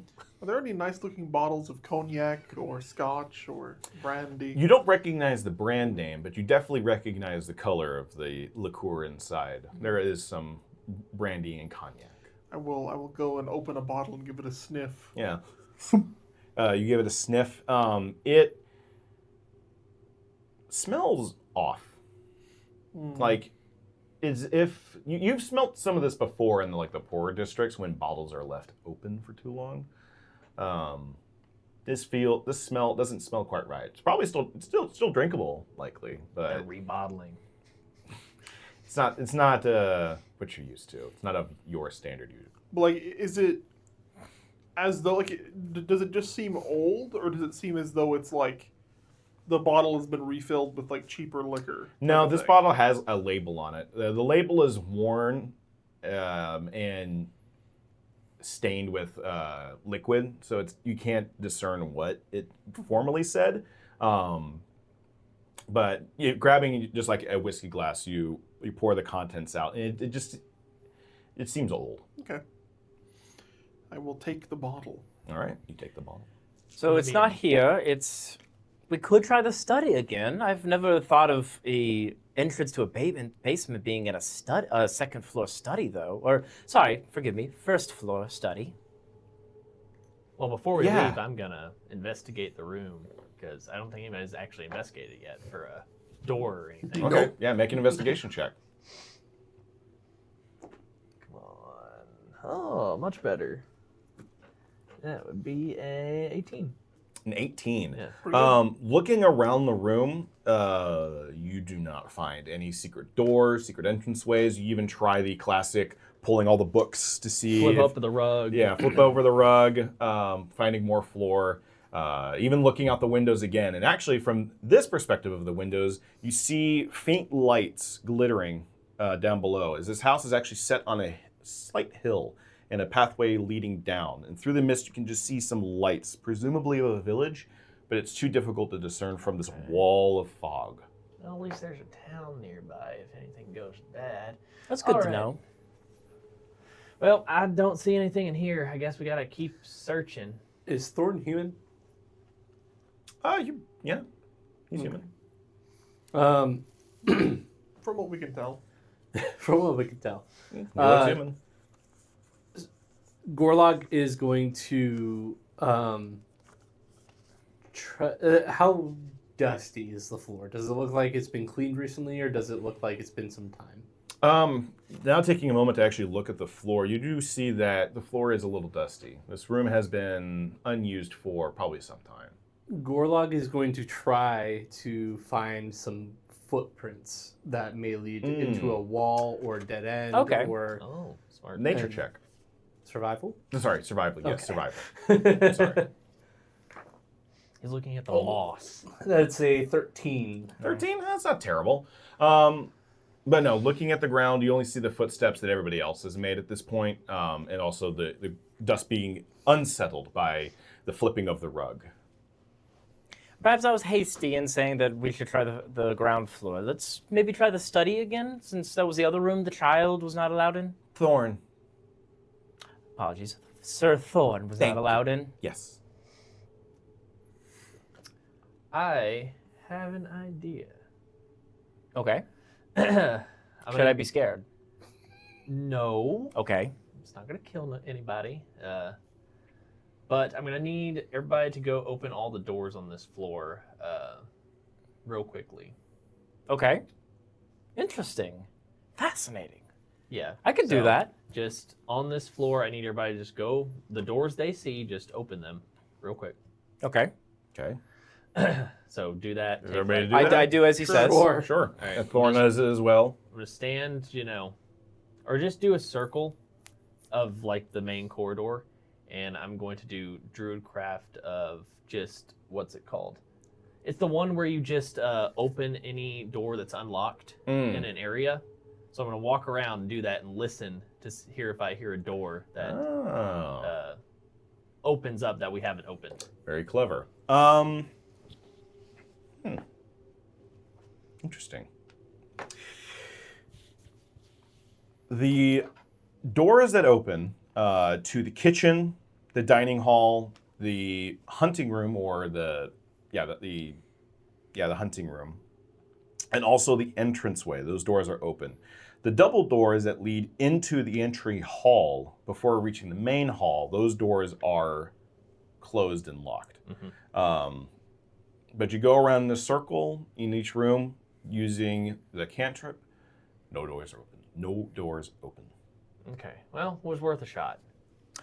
I liked the enthusiasm. I liked the creativity too. Which doors were You'd make a locked? great Prismari student. The double doors Thanks, I have that no idea lead what that are is. in the entrance Although you'd probably hallway. be more akin to Witherbloom. You're in the about main it. grand hall. There's an Witherbloom. offshoot of I an feel like entrance I've hallway, heard like a that mud room. before. Presumably to outside. Yeah, presumably to outside. Okay. I'm gonna start making my way towards the study to see if we missed anything. Okay. What does everybody else do? Sure. Follows I'll along. follow Okay. the team. So there was another door in the study that I believe we missed, correct? Because you said there was a row of doors at one point. Row of bookshelves. Bookshelves. Okay. But there wasn't another door. Not that you saw in the study itself. Okay, I thought there was another door that we missed. So where have we not gone yet? Couple doors upstairs. There right? were another set of double doors in the main hallway, but not Oh, in the main in the main hallway Yeah, there are downstairs. there are 3 sets of doors in the main hallway. Let's try on the second floor. So on the second floor. Yeah, so let's try those 3 doors real quick. Okay. Going upstairs, you see that servants' quarters door to the right as soon as you reach the top of the steps.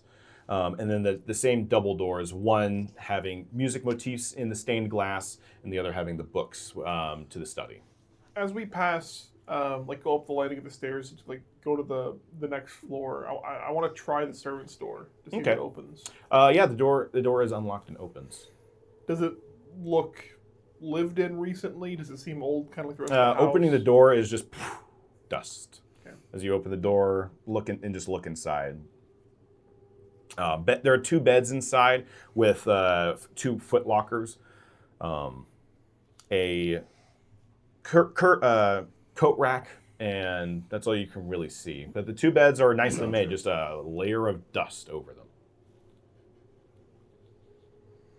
Used to be help, no longer. Yeah. Do you venture inside, or you just shut the door?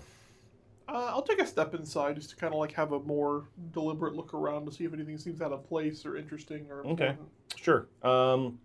Make me an investigation check. Can I see if Palor's light will guide me? Sure. Oh, guidance. Sure. Yes, you can use guidance.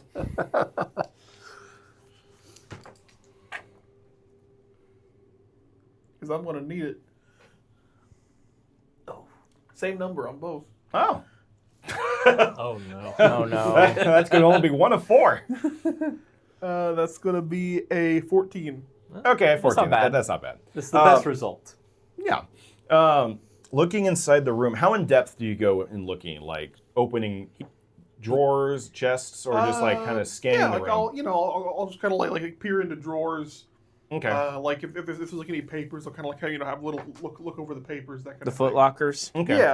Yeah. With a 14, you look at the coat rack. You find nothing, just coats covered in dust. Looking in the foot lockers, you see some personal belongings of presumably the help.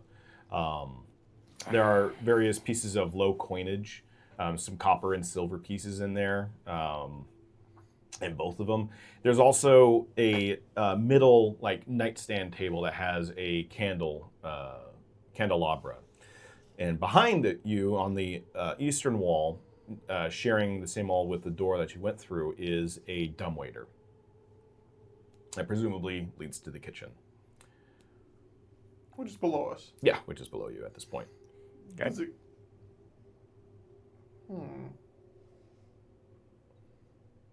Okay. As you continue to look in the room, you actually see there's as the beds are made, there's a faint, almost human shape outline. Almost like a sheet of human underneath the bed sheet. As if they've been covered over and just sunken into the bed. Oh, good. Oh. Do I smell anything? No, you do not smell anything. Other than just the general pungence of this house, of this kind of old and... Grandma's house? Yeah, grandma's okay. house, yeah. I will kind of peer over now, noticing the outline, and use my cane to kind of peek under the sheet. Okay. Peeking under the sheet, you find inside something that actually somewhat terrifies you. You see the skin of a human underneath, as if someone's bones have been taken out of the body. And you just see a mouth agape open, and the eyelids flit open, and a hand slips out of the bed, flopping onto the ground with a wet smack. I'm gonna need everybody to roll initiative. Hey, let's go.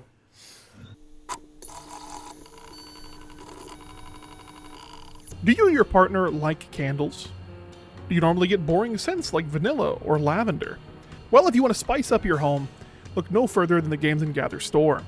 With scents like Tavern, Feywild, City Sewers, Druid's Grove, Witch's Swamp, and Wizard's Library, you'll always have something new. We have a scent for every taste. Order now while supplies last. We can be found on Etsy. Links can be found in our socials and the description if you're watching us on YouTube. Now back to Strahd torturing us. And we're back. All right, so leading us off at the top of initiative is Garlog with 21. What would you like to do? How did that happen? We suck at rolling. Arthur, are you okay in there? There's something in here! And? Do hurry! Okay. And Gorlog will move 5, 10, 15, 20, 25.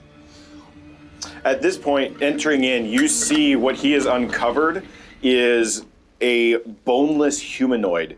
An arm is flopped out from the bed and like almost trying to crawl its way towards Arthur like a octopus would. Just feeling its hand, its boneless hand just squirming its way. Is it 1 or 2? It is 2 of them.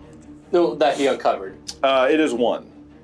So Gorlog will come in What the hell is that?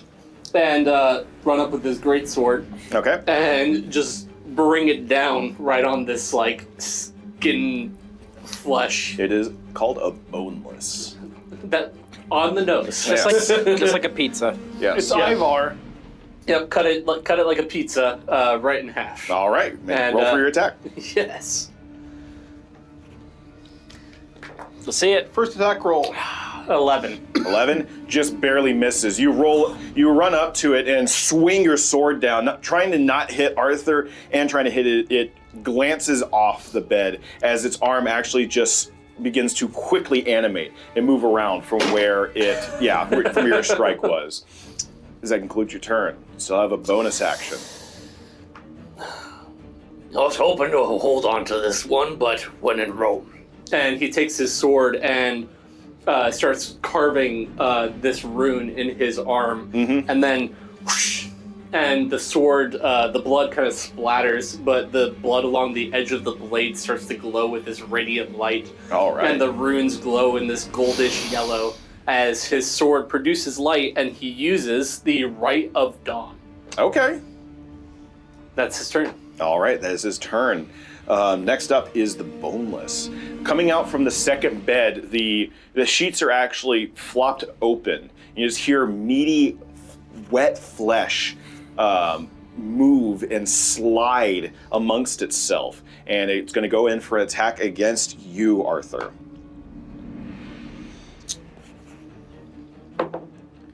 Ooh.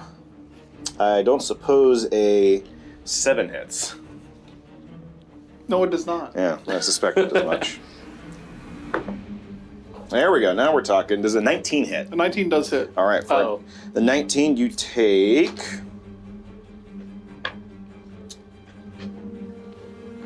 5 points of bludgeoning damage, and I need you to make a. Oh wait, nope. Never mind. So yeah, coming up from behind you, you hear. And you turn to look as you see another appendage. This time it's just fleshy leg swinging out from the bed and slamming into your side. The wet flesh peels open and along like the flesh and sinew just kind of pops open as if it's trying to encapsulate and capture you. All right. All the ladies want you. Yeah. That'll conclude its turn. Arthur, your turn. Finn, you're coming up next. Do I have... Because of how close I am, does my pistol have disadvantage, or am I able to shoot it fine? I don't. Let's say no for now. You do not have disadvantage. Okay. Okay. Because even with like bows, you don't have disadvantage on being up close, do you? It depends on what the range is. They have a minimum value and a max value. Well, so point blank range within a 5 feet range of any ranged weapon, whether it be spell or ranged weapon like bow, you would have disadvantage. Okay, then we'll go with that since it is a ranged weapon. So I retract what I said. So yeah, you would have disadvantage using the handgun up this close. Let me see. Let's try this. I will attempt to use Shocking Grasp on the one that's being rude to me. All right. Number well, two. which one? One or two? Number 2 is the one that hit him. The one that tried to hit me, or All right. the one that successfully hit me. I should All right, say. that'll be number 2 Just behind getting you. the thingy. Is it a save or is it just an attack? I believe it's a save. I'm trying to find it, so I have it here. I have it written down. 1 second. No, it's considered a spell attack. I thought it was both. Oh, what's the range on it? Touch. Touch. Okay, so yeah. So you What just is need to know this? if it's a save or not. I don't grasp. Oh no, it's not a save now. Is a touch spell attack. That's kind of nutty. Okay. So yes, it is an attack though. It is an attack. All right, roll your attack. Natural 20. Natural 20. All Wait. right, first It's a- natural 20 of the game. That means you get to roll double the dice. Second. So I'll pick Yeah. second. My initiative. Your you know, initiative was natural 20, so Well, it's not the while first. not important. It's It's important. It's 2d8. All right. Go ahead and it would be, well, is that with crit? So it'd be That's three. with crit. Oh, it's with That's crit? with crit. Okay, So yeah, 2d8. it's 1d8 normally, 2d8 with All crit. right, 2d8 lightning damage. And it's a spell attack, right? Yes. So add your spell attack, oh wait, no. No, that's for the attack itself, not Correct. the, yeah. I swear I played this game before. It takes 8 damage. 8 points of damage. And it can't make opportunity attacks till the start of its next turn. Okay. So that means he can run away that means you have a better chance of running away now if you need to. Yes. So I would like to not take damage, if possible. How tall is the room? I would say it's a standard ceiling height of about, what would it be, like 8 feet? Okay. 8-9 feet? I would like to run this way and just run up the wall and go on the ceiling. Okay, how high up do you go? I'm like the idea is I'd be standing on the ceiling. 8, 9 Okay. feet. All right, we'll just do this. Go ahead and put him on this little stand. Oh, neato. Cool. Nice. So like right here, but on the ceiling? Sure, Right let's do that. here. That works. All right. Whatever's not in the way. Okay. And with Shocking Grasp, it does not get an attack of opportunity. I believe the other one I think might. Yeah, the other one if could. you it's in go, range. are you Trying to get out of range. Are you trying to get out of range of both of them? Yeah. Yes. Okay, then the other one will use its reaction to make an attack.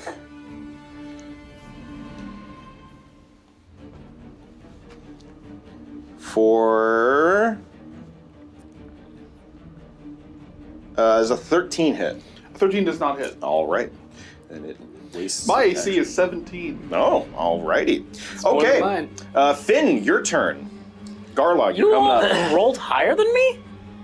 That's Yeah. crazy. I thought a 17 was good. Wait, you rolled a 17? Yeah, I have a 17 Oh, I'm for my sorry. initiative. Yeah. Oops, I He missed missed it. someone. What was your initiative? 12. All right. Okay. Go ahead and take your turn. Go ahead and take your turn. Woo! All right. With all the commotion going on, I'm gonna run into the door frame. So that'd be 5, 10. Yeah, more than enough. I'm gonna see these two ghouls, or boneless, as you called them. Mm-hmm. I'm just gonna be like, oh, that's unsettling, and I'm gonna cast Sacred Flame. Oh, all right. They must do a saving throw. I forgot the saving throw already. Is it Wisdom? I think. Which one are you targeting? I'll do the one. I'll do the one on the left, number 1. Okay. If it's a, so you get this from your archetype, right? So, wizards can't normally get Sacred Flame, but I am a Lorehold student. Right. Lorehold students get learn Sacred Flame as part of their entry-level studies. Interesting. Isn't that cool? Very cool. It'd be awesome, even cooler, if I could find the card for it, so I could see what the saving throw for Isaiah is. Oh my god, Dexterity saving throw. Okay, There it is. so it's a dex saving throw. The number to beat is a 16, Isaiah. It gets a whopping 19. Did it really? It did. Oh, that's so unfortunate. Is it half damage? Stand by. It's agile for a bag of skin. It is. It is quite agile. There it is. It was at the bottom. Nope. Aww. It just misses. Go ahead and describe how you cast the spell, since it's the first casting of it. So it is verbal and somatic. Mm-hmm. I'll do my hand in a motion like that. Like a hand in a motion like that, I guess. And then the verbal component will be... I don't know it off the top of my head, but I'll just keep it simple and say the Latin for light. Okay. Lightning bolt. Lightning bolt. All right. You thrust your hand out, and the skin actually almost like slaws off the bed, and you miss your mark, incinerating the wall behind. All right. Does that include your turn? Lux. That's what I was gonna say. Lux. So it'll be it'll be a deeper. It'll be Lux. That will conclude my turn. All righty. Finn, now it is your turn. All right, I'm gonna see the commotion clearly happening. It's like, oh my goodness, what's in this house? Whose room is that? That's the helps room. Okay. They're not helping. Yeah. I haven't gone in there. You stay here. I'm gonna 5, 10, 15. You can run past Yeah. me. You just Watch can't. out. I'm gonna dodge around him. 20. They're small 25. creatures. Yeah. Yeah. Give you the old head pat. All right. jump over. As you run away, he's like, I'll guard the rear, and he's just gonna kind of stand there with his new knife sword and just kind of just staying, at an alert. Good lad. Yeah. Just for right now, the Starry Wisp I've just been kind of casting. I'm going to lob it at one of them. Okay. Okay. I'm gonna lob it at number 1. Number 1. All right. That's cool. Number 1. Yeah, it's my cantrip, but we'll see if it hits first. Okay. It's a 9. 9 plus 16, or sorry, not 16. 9 plus 6, so I was 15. about to say, wow. Is that 15? 15. 15. That hits. Roll for damage. Okay. Is it radiant damage? It is radiant. Nice. Is radiant extra on these things, or? You don't know. Okay. I will choose not to know. 7 damage. 7 points of damage. All right. Radiant damage. All right. You describe this first casting of the spell for everyone. All right, so I jump into the room, and the little ball that's been going around my staff, I fling it at him. It goes off my staff and hits this mound of flesh, and it starts glowing faintly as it gets absorbed into the mound. All right. Yeah. Does it leave like a big scorch mark behind from where it Yeah, entered? where it just entered. You see little blisters and boils growing and popping as the flesh is burned and incinerated. The smells mound of awful. flesh begins to gyrate and move. Ready its attack. I don't like gyration of It the twerks flesh. in pain. What does it smell like in this room? A old person home. Garlog, I don't suppose a 8 hits. No, There we go. 19. that'll do it. All right. Which one's attacking him? Number 1. You take 4 points of bludgeoning damage. No, Alrighty. Back at the top of initiative. time. Garlog, your turn. first time. Alistar, you're coming up next. All right, Gorlog looks down at this unholy abomination. And he says, I fought many ghosts. I fought spirits, poltergeists. You will be no different. and he brings down his greatsword. Is it undead? It is undead. Excellent. I would hope so. Yeah, I sure hope it is. Experimental surgery, bone removal surgery. After we're done, that was Aunt Nana. What? 8. 8 does not hit. Unfortunate. As you're smacked and you give your speech, you swing your sword down and almost like splits its own flesh apart, almost at the seam, and your sword digs into the bed, sending feathers a plume into the air. Perhaps you are a little different. Does that conclude your turn?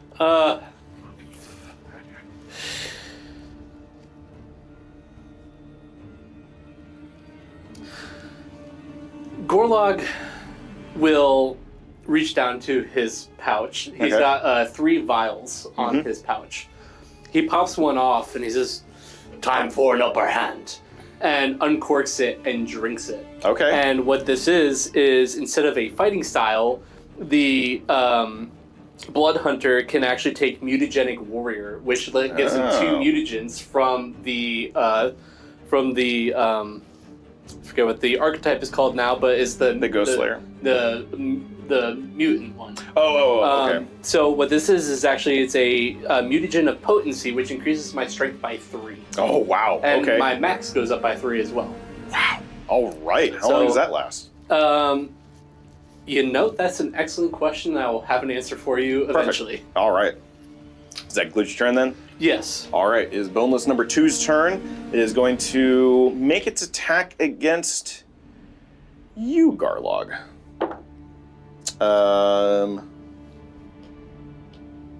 There's a 13 hit. No.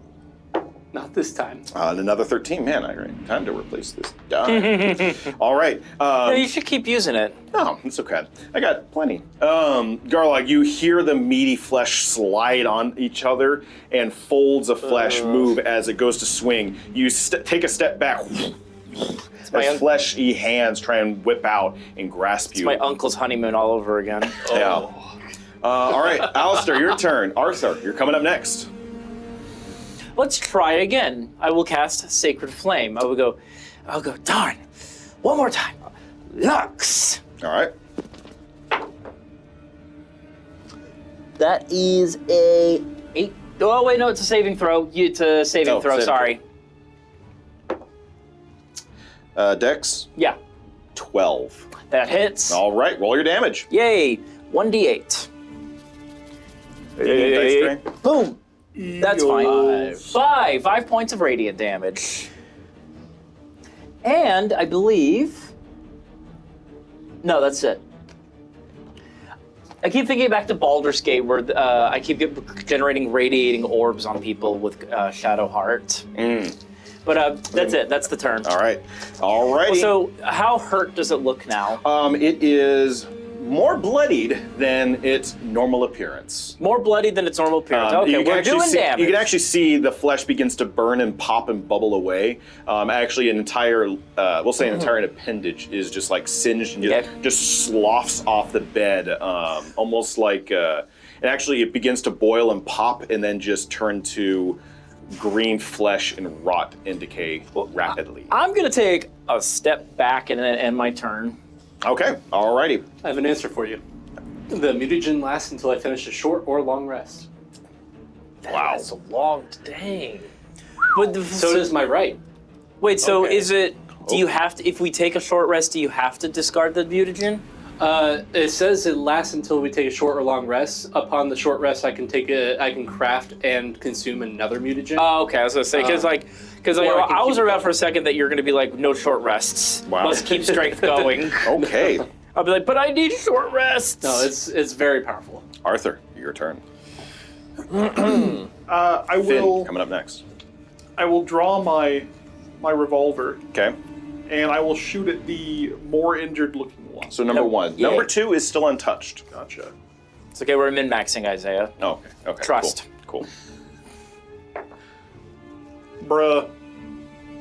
This side of the table is having very poor luck. I know, right? You gotta, never mind. I never roll dice well. That That is my curse. Oh, great. All right. That's gonna be a 10. 10 does not hit. You're getting your fire curse in my dice tray. And near where Garlog's sword cleaved into the bed, another explosion of feathers as all of your ears are rocketed with the sound of a gunshot and a soft can be heard after the loud sound. Wonderful. All right, does that include your turn? Anything else you'd like to do? I Movement and think bonus action. Let me see here. I believe that will do it for right now. All righty. Finn, your turn. Garlock, you're coming up next. I'm gonna mutter some. Gosh, this form of life is. Oh, that's Scottish. That's not. Wrong accent. Country bumpkin. Yeah, country bumpkin, not Scottish. That's the other one. Yeah. This form of life, man, it's. I hate it. I'm gonna mutter some like religious stuff to myself and cast Guiding Bolt. Okay. Ooh, Guiding bolt. okay. Wow. All right. Does a 12 hit? A 12 just hits. What are you Hit targeting? Number 2. Number 2. All right. That's going to be 4d6 radiant damage. Wow. I didn't know Guiding Bolt had that much damage on yeah. as a level 1 spell. Guiding Bolt is one of my favorite spells in the entirety of D&D. Well, good thing I have it always prepared. 17. 17, wow. Wow. What'd you aim for? Number 2. Okay, that makes sense. And then is it still like the next attack has advantage? Yes. Yeah, it should be. All right. Yeah. You basically knock. Yeah, you knock the thing to half health. Yeah. Describe how the Guiding Bolt is cast. I'm holding my little tree staff, muttering some stuff to my halfling god, and you're gonna see from my fingers it start to glow up the branches, and then out of the center a bolt of white light goes out and hits the flesh sack. All right. Yeah. The flesh sack burns and incinerates, same as the radiant energy that Alistar was giving off. But this time also the bed is affected, as the dust that is on the bed is incinerated in a flash, and portions of the bed begin to alight with its radiant power. Talk about a power Oops. cleanse. Yeah. Sorry about that. Don't burn to death, guys. All right. Does that include your turn? Yes. All right. It is Boneless One's turn. It is going to actually just continue to, since might as well, continue to attack Garlog. And I also just realized it has advantage. Poor K. Okay. That is a 21 to hit. Yo. Yup. That is 5 points of bludgeoning damage. Don't like that. Grab another die for the advantage, because you're flanked. And then that's a dirty 20 to hit. And that damage? That damage is 5 points of bludgeoning damage, and you are now grappled. Ooh. Also, ideal. I did forget I'm supposed to take 1d6 damage when I use my right. So, 2. All right, go ahead. Someone please put that on Garlog. Got you. There you go. As you are grappled, the flesh actually envelops your entire body. The wet, sticky, almost like globulated blood touches your skin and wraps itself around you, it's a skin suit on top of you. Lovely. Yeah. All right. That was number 2. Let me see. Yeah, I believe that was number 2. That was number 1. Oh, actually. okay, number one. But it's your turn now. All right, it is now your turn, Garlog. You are grappled, and you can try and escape if you so desire. So, He has disadvantage on attack rolls against any target other than the grappler. The grappler can move you in any direction. Your speed is 0, and you cannot increase it. What? Oh, I was just going to say, because he'd have advantage on the thing grappling him, right? No, that's number 2. Oh, No, you're yeah, number grappling two is him. the one Number two. Number 1 is grappling me. Okay. Number 2 is the one that I would got just have the a guiding regular bolt. attack. so I will say you have a normal attack roll against number 2 because I have- disadvantage cancels out the advantage. Right, I have a normal attack roll against either one. Yeah. Yeah. You probably get the one that's killing you right now. Yeah, probably. So he, his greatsword is like kind of pinned to his body. He's going to try to brute force, like, All right. just rip it out of the skin sack and try to do some damage as he does. Perfect. Roll me an attack. New dice, new me.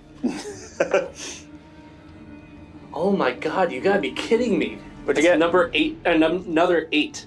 Do you want to trade dice trade? Eight total? Thomas tainted this one. Yes. Okay, yeah. Unfortunately, you are still grappled. You all see the flesh. Oh, I'm sorry. An 11 because of my mutagen. An 11 just barely misses. Yeah, I know. I'm aware. The flesh, like you all hear a sickening peeling sound, wet Wait, sloughing of skin. you rolled an 8? I rolled a 2. Oh, never mind. Sorry. Go ahead. As you see Garlock try and push out with his blade, but he's just unable to do it. The skin being bowed and extended out in the shape of Garlock as he tries and fights this boneless. Does that conclude your turn? Your movement is 0. Do you have any bonus actions? Alistar, you're coming up next.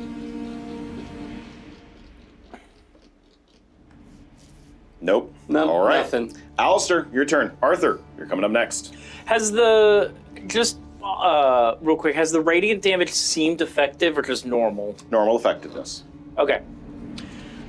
So for my turn, I'll be like, darn, we need something stronger. And then my character's gonna remember that he left his personal spell book back in his home plane. You would have your spell book. It would be in your pack. So bear with me for a moment. Okay. All right. But then I'll hear this whisper come from the book I've had in my offhand the whole time. Yes. Yeah. And then I'll go to open it real quick and see that all of my spells and notes are now in this book. Yep. And I will cast. You know what? I'll cast Magic Missile on the one enveloping Gorlog. Okay. So I immediately roll damage. Alrighty. Yeah. Roll damage. Try to get this thing off of him. I think it's 3 bolts that come out of. Yeah, it should be 3. Unless you want up. to upcast it. Unless I want to upcast it, which I might. Let me double check how many. Let me see how many dice. What type of dice I get. Also, Garlog, There it is. what's your Constitution score? Total is a 16. Modifier? 3. Okay. You have 3 minutes of air left. Great. 3 minutes is a long time in combat. It is. It's going to be 3d4 plus 3. They added a plus 1 to Magic Missile. I didn't know that. Oh, interesting. Okay. I quite like that, actually. Let's see. Come on. Where are my d4s at? I got some D4s here. Do you want to borrow mine? That's a d6. Do you want to How borrow many? mine? How many do you need? Do you want to borrow this? I just need 2, but I know I have them in here. I have 1 in my hand. 2 many dice. That works. Thank you. And here we go. All right, that is 12 points of force damage Against boneless 1. against So our- boneless, the one that's grappling him. Okay, you're using all.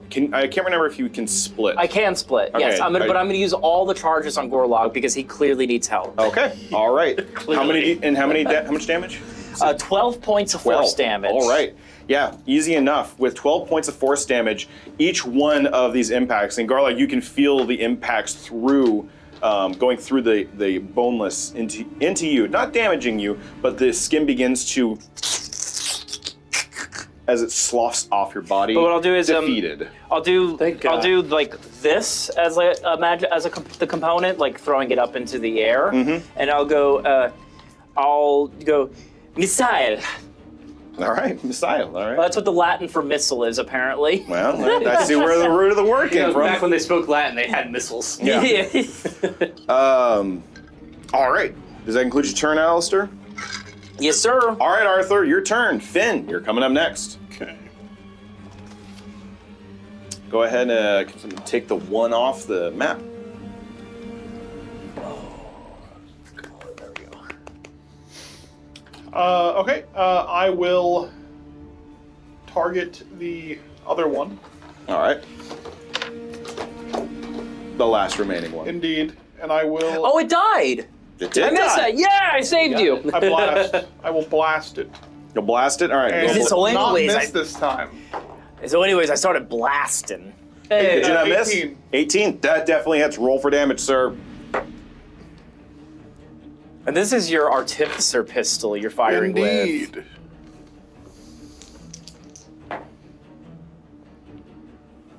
That's going to be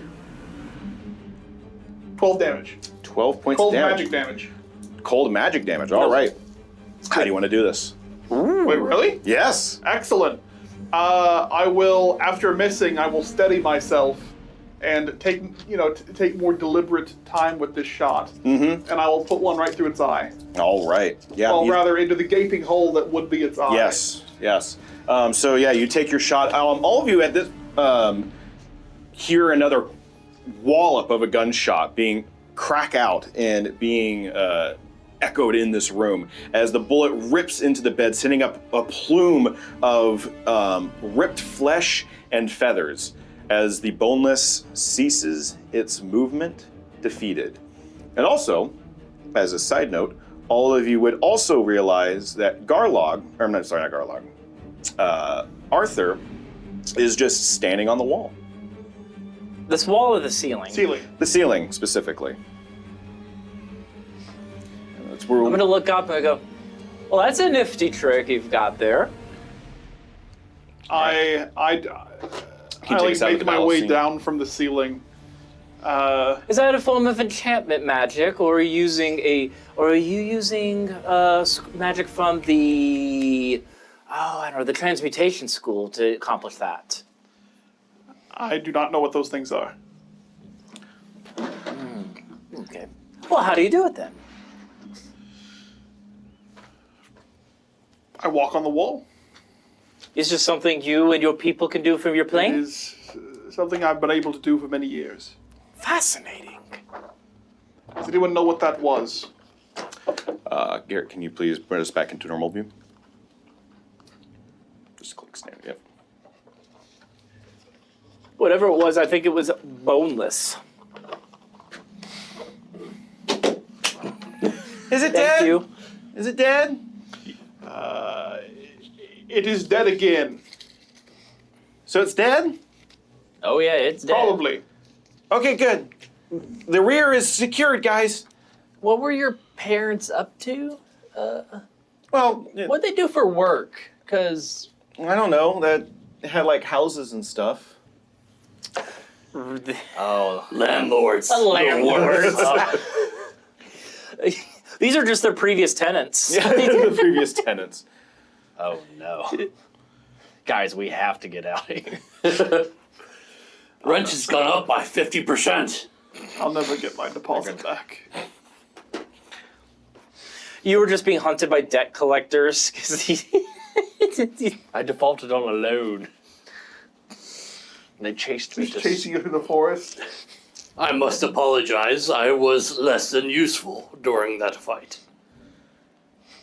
No, you did great. I was a sponge for other attacks. That was a fascinating maneuver you did back there. Was that a form of hemocrafty that I just saw? Magic of the blood is what it is. Very dangerous back from where I'm from. No. I was taught by the best. Well, I thought it was neat, but yeah. Why, Timmy? Why were there bags? Thorn. Don't worry. Thorn. Oh, Thorn. Sorry. Yes, the boy's name is Thorn. I'm terribly sorry, Timmy. No. Yeah. Sorry, I call all the little children's Timmy. Oh, okay. We got a lot around the old grove, but Thorn. Why do you? Is that a normal thing around here? Bags of flesh? No, No. no. It was probably came from the monster. The one in the basement. Yeah, the one in the basement. I don't go in there. And when did the monsters show up? I don't know when it showed up. I heard its growl from the basement. All right. If you've never been in the basement, how do you know what it looks like? I don't know what it looks like. I just know it makes noises. Ah. Right, but you just said that these monsters came from it. I said it could have. I don't know. You know, little kid logic. Don't monsters make other monsters? If they love each other very much. I'm just gonna open up my travel journal. Just right. Landed in Flesh Pit. Timmy useless / Thorn. Gorlog looks down to his side. Philip, any idea where this basement may be? No, probably just downstairs basement. Philip. Oh, Philip? Not Thorn. Thorn is useless. Oh, you ask Philip. Yes. Oh, right.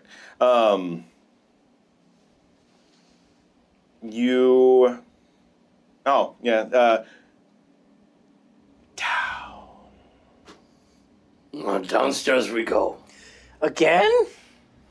We must have missed Is something. there another room we haven't searched yet? There is the music room, or you all were saying that you wanted to go back and search the library as well. Well, so I did that because you said that those are the rooms that Timmy wasn't allowed in. Yeah. Thorn wasn't allowed in. If there's a door we haven't tried, we should do that first, I think. Yeah. There's the door to the music hall. I was gonna say, actually, for his study, his dad might have written down some notes on how to get to this basement if there's clearly not a door. So he already looked through the desk and found the key and a different note than what we're looking for. So I think we have, sorry, not the metagame, but I think we have the key to whatever the basement is. We just need to find the basement. There was also the cabinet full of weapons and stuff in the hunting That could have been room. the key. Yeah, but we did an investigation in the hunting room, and we didn't, like, almost 2, and we didn't find it. So I don't think the hunting room is it. I think we should do the music room next. Is there like a staircase that goes down from? There's the staircase. I mean, there's the normal round staircase that goes down, and then it also circles up to the floor above. And we're on the second floor, right? You are on the second floor, yeah. Give me a moment. He sits down his pack, pulls Okay. out some herbs, Okay. puts them in his mouth, starts chewing them, Oh my and then goodness. takes them, applies them to his wrist, and then takes out a strip of wolf pelt, wraps it around, ties it tight. Okay. All right, I'm ready. Oh, good healing. That's some good forceful stuff. Yeah, it does nothing. It's just flavor. Makes me feel better. I'm actually very hurt. If you were to put that in a number. About 28 out of 44. Oh. It'll buff out. But I said we just give the music room a try now, since that's the only that's the room that Isaiah mentioned. Yeah, let's keep going from Sure. room to room. Okay. All right. Yeah. You go over. You head towards the music room. And Thorn trails behind. Oh yeah, that's the music room. That's where Mom and Dad like to host parties. And right now there's some scary dolls in there, and I don't like that. No, this is out of Please character, Thomas. heal No, me. no, Yeah, they like to dance. no. All right, we don't have to go into the music room. Where else is there to look then? There's an upstairs, right? Yeah, there's upstairs. I mean, yeah, they're just researching the library if you also desire, or going up to the 3rd floor. I have the sense the basement is on the 1st floor. Or, hear me out, we have to go up to go down. I'm going to be metagamey. His lantern somehow told him 1st floor. Really? I didn't hear that. I'm being metagamey a bit. No. So we're starting to walk. We're starting to walk in circles. Right, but like, did Sure, it mean lantern. down as in go to the basement down, or down as in that's how to get to the basement? I think just down as in a basement is down, not necessarily Right. telling you to go If you guys want to go to the 3rd floor, by all means, let's do it. Because like we've searched the 1st floor, We did. Yeah. we've searched the 2nd floor because there's no other rooms. There's no other rooms. Other And than maybe a hidden room, but no. That, In the dining hall, the family portrait was there, right? yeah. About how high off the ground was the family portrait? I mean, it probably like some 4 or 5 odd feet above. Not enough to where it would swing open and you could step through. I mean, you could. It's certainly large enough. But it's not searched convenient. You'd have to climb. It would to be. do it. You would have to get like a step ladder, move it out of the way, and then walk through.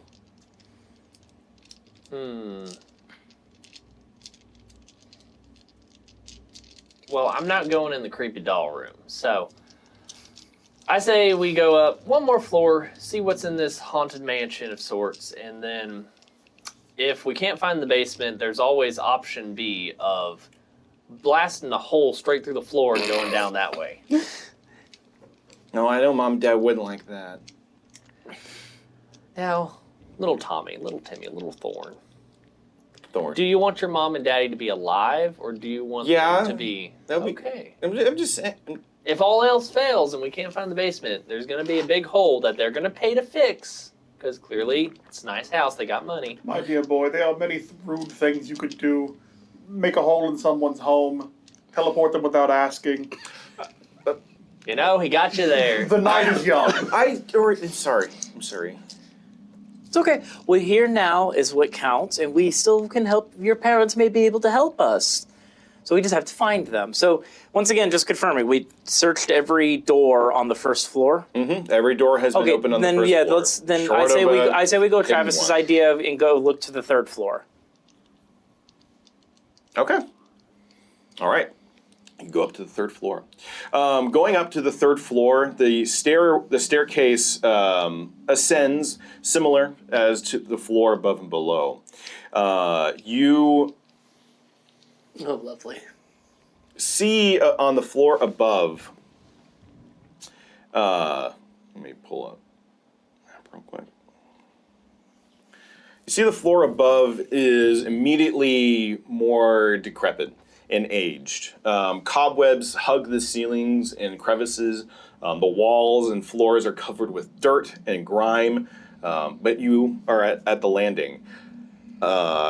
Straight ahead is a suit of armor that bisects two doors. There is one door to the west if the suit of armor is to the south.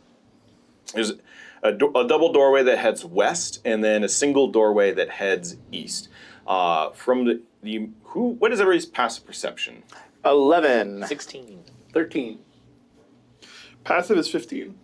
16.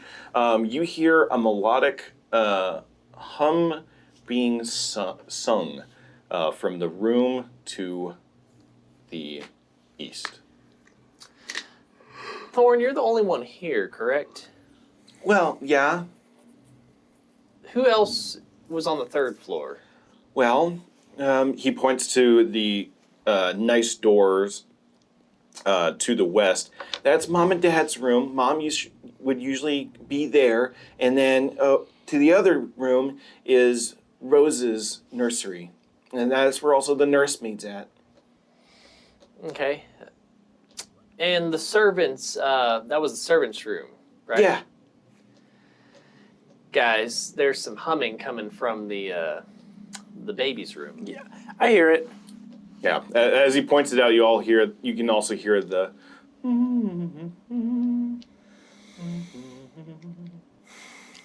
Great.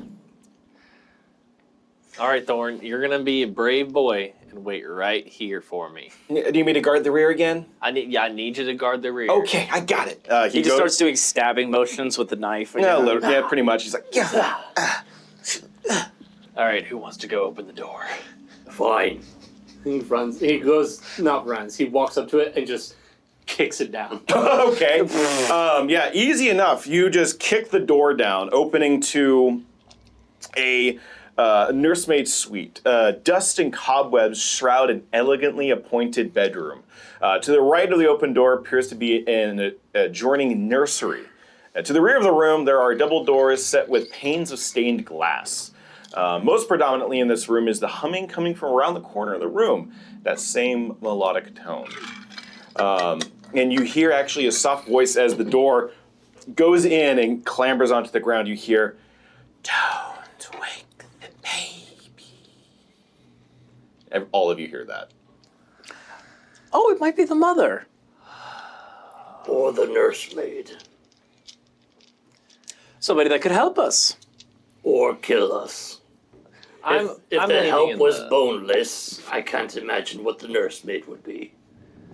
Yeah, I'm leaning Very in fair. the crowd of everybody here is out to kill us. Well, somebody should go check. What Fine. a wonderful idea. And I just push Alistar on the back. I am light enough. I am 40 pounds. Yep. Yeah, you're Not like, shoved. to hurt You are just like, encouraged forward. Yes, good idea. Gorlog's frame is blocking the door, and he says, Very well. And he steps in. Okay. Stepping inside, the floor creaks under your boot.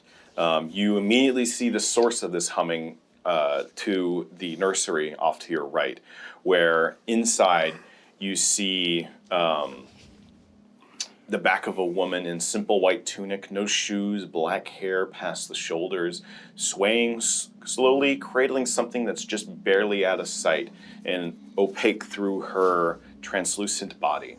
In an airy, graspy voice, she says again, "Shh, don't wake the baby." I'm just gonna hold up like this. Yeah. With this unfolding, I have my pistol out. Mm-hmm. If something spooky happens, I'm going to shoot it. Other than the thing that's spooky thing that's always happening? Well, Of the right, lady? well, like if she at all appears to be hostile, I'm going to shoot it. Okay. Whatever it is. All right. Noted. Yeah. Gorlog, as the blood hunters have taught him, holds up his hand as a stop. He says, "One, that way, like around the corner to the right or left." It would be immediately off to the right. To the through right. door. Does she And, smell alive? No. Okay. And his lantern at this point is just glowing this bright green. Yeah. And he says, There's a ghost. and he says, I will not wake the baby. Who are you, ghost? She continues the melodic tone, and she just answers softly, "The nursemaid. Why have you not passed? I must take care of little Rose." Little Rose is in the basement, so we're told. Ask which way the basement is. As you say that, you just hear, a heavy thump hits the wooden floor. From what you're able to see, she was holding, she was actually holding a severed head. "Oh, lovely." The head is of a man, black mustache and goatee, thick set of black hair.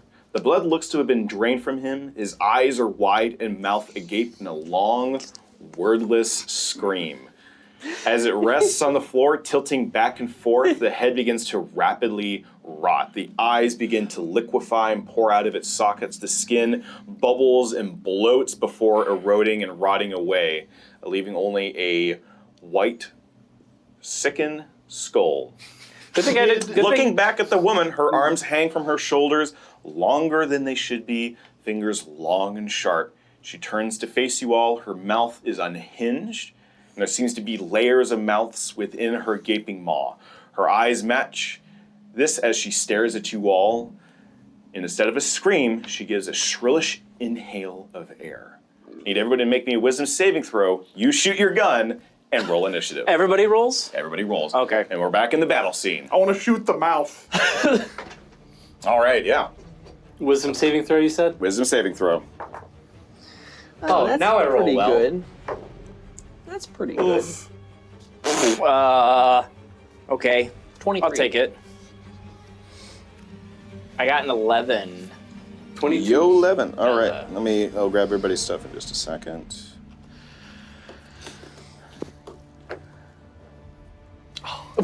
That's for initiative. And where's this nursery at, Sir DM? All right, it is right here. Oh, let me put up the grid.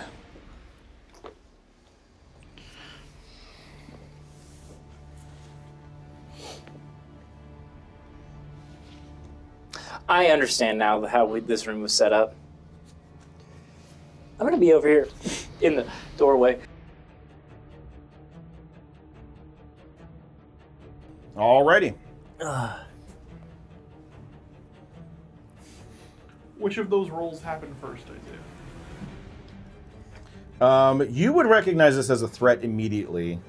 So go ahead and make your attack roll, and then your wisdom saving I'm throw. gonna put you right here. I'm gonna put you right there.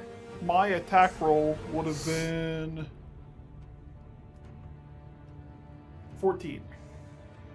14. That hits. Roll for damage. Okay. Okay. All right. Let's get some. 19. Miss. Oh no. Run. Oh. Alrighty. What's your pistol's damage type? Just magic damage? Yeah, it's repeating shots, so it just shoots magic damage, or like does magic damage.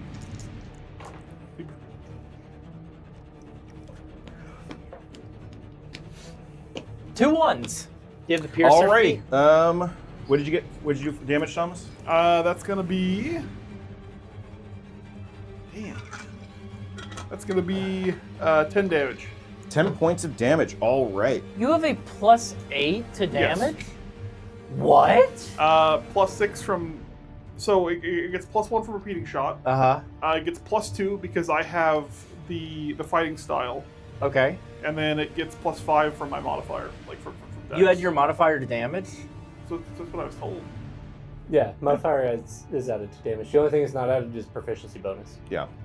Oh, okay. So you said 10? Yes. Oh, because it's considered a martial weapon, because you don't do that for normal spells. Oh, that's why, okay. Wow. Alrighty. All right. Roll. Now everybody. Make me those wisdom saving throws. My I saving got you. throw is an 8. An 8. Yeah. All right. And then my initiative. Shoot first, get scared later. Yeah. Rolled an 8. Yes, for the wisdom saving 22. 22. 23. 11 for wisdom. 11 for wisdom. Okay. That's wise. Yeah. Okay. I completely forgot I can reroll ones. There you go. That's better. Halfling, right? Yeah. Okay. So those who did not make the saving throw of a DC 13. Yeah. So that Hi. would be you two at the far end of the table. Smart boys. You take 3d12 points of psychic damage. Jesus. Oh, wait. It's a wisdom saving throw? I It's a do it at wisdom saving advantage. throw. All right. I'm a gnome. Better roll hot. Gnome. That's better. I'll take a 15. 15 That means I saves. succeed. So it's just Arthur. Sorry, bud. I'll re-roll it. But everybody else will take half of this damage. Yeah, still half. Yep, still half. Damn. Half of what, I'm sorry? Everybody still takes half, so it was 22. So yeah, everybody takes 11, but Thomas, you take 22 points of psychic my damage. I'm knocked down. Goodness. You are knocked unconscious. Oh my gosh. You all hear this inhale sucking sound of can't quite make it, but use your imagination of an inhaling scream. Yeah, Gorlog covers his ears and his eyes and ears just start bleeding. Yeah, and the shrill, it gets to such a high pitch, similar to the Nazgul from Lord of the Rings. It just reaches a higher and higher and higher pitch. All right. Now roll initiative. What did everybody get for their initiative? 13. 16 from the ground. 16 from the ground. If someone would like to trade with me, they can. I Oh, see do you you guys have are that okay with feature? that. Sorry? I said, do you have that feature? Is it a feat now? It is a feature. It is? Okay, fair enough. What did you get, Thomas? 16. 16. Okay. What'd you get? So I had rolled the 19, Mhm. but when I re-rolled my wisdom saving, it knocked the dice I used over, so I re-rolled it and I got a 1 this time. Well, no, it was your Yeah, take use the original previous. roll. There's no way to prove it, though. I believe you. 19? Yeah, no, so it'd be a 21. 21. All right. I got a 14. 14. All right. Cool.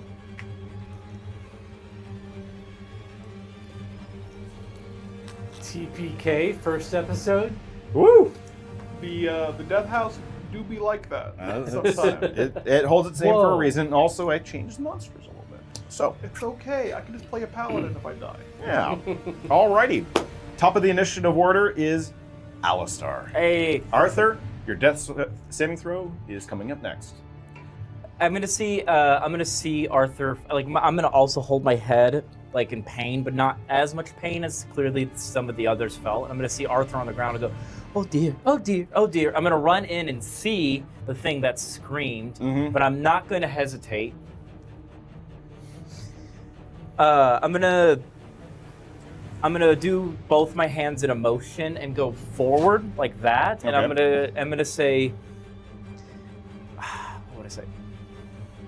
I'm gonna do Lux and Ball, and I'm gonna cast Guiding Bolt myself as well, just like our Druid friend. Alrighty. But because Arthur went down, I think this is necessary. I'm gonna cast it at 2nd level. Okay.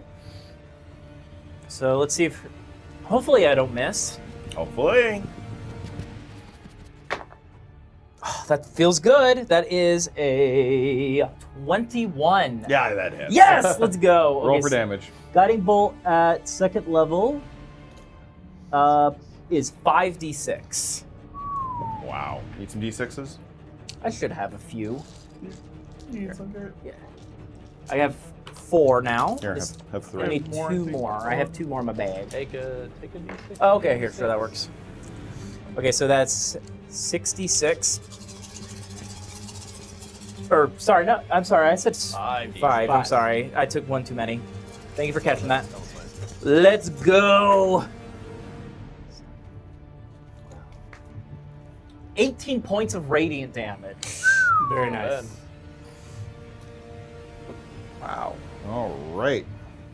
It is bloodied. Yay, let's go. So yeah, you describe how you shoot out this guiding bolt. I just did. Oh no, you did. I'm sorry. Oh, that's pretty Stupid. I like that's really cool. I think that one's mine.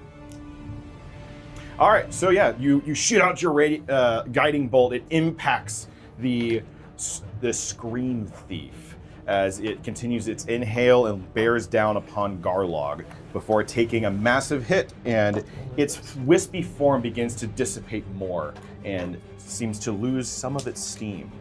All right, does that conclude your turn? I will take retreat behind our druid friend. That is fair. All righty. Arthur, now, this is a question for the table. Hidden or known death saves? So, I think no. I like it when you roll them Okay. because it Yeah, adds to yeah. like the urgency of it. I agree. Okay, I will do that then.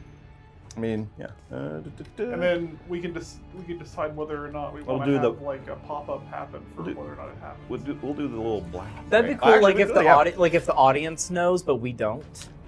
You'll find out. Just text. We decided not to.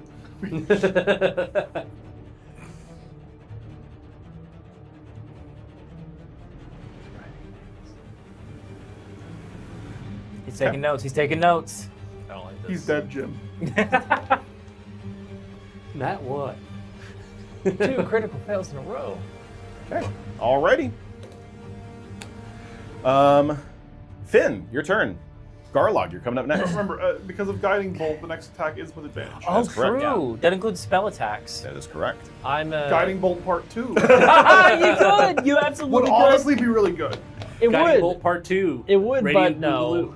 I'm gonna do the smart thing, and I see you on the ground. I'm gonna cast Aid. And Oh, then okay. Everybody but me gets 5 temporary hit points, so Huge. you're back up and running. Does that work to... It does. back It up? It does. Cool. You are brought back. Thank you, Travis. Nice. So we have +5 temporary Everybody HP. gets 5 temp, and I'm gonna go ahead and just, for the sake of everybody, you're gonna start seeing my form like shape and shift, and this grayish, blonde grayish lion will take shape out of me. Cool. That's cool. You can do a lion this early? All Moon right. Druid. Yep, Moon Druid. They're a little broken. I do not have a lion, so. I will pretend that's a lion. All right. You're a lion. Alrighty. So that's your action, bonus action. That concludes your turn. Wild Shape's a bonus yes, action? it For is. Moon Druids, yeah. For Moon Druids, it Moon is. Druid is nuts then. Pretty good. What on earth? I want to play Moon Druid. Yeah, I'll stay there next to everybody. Okay. Now the real question is, He is not stood back I'm still up, so he's prone. just prone. All right. the real question is, when in his life did he ever see a lion? Well, clearly he knows about I- other planets, true. so we probably I'm have an seen one that. astral Astral druid. traveler. Yeah. That's how he's gonna make Isaiah let him become like a velociraptor or something. No.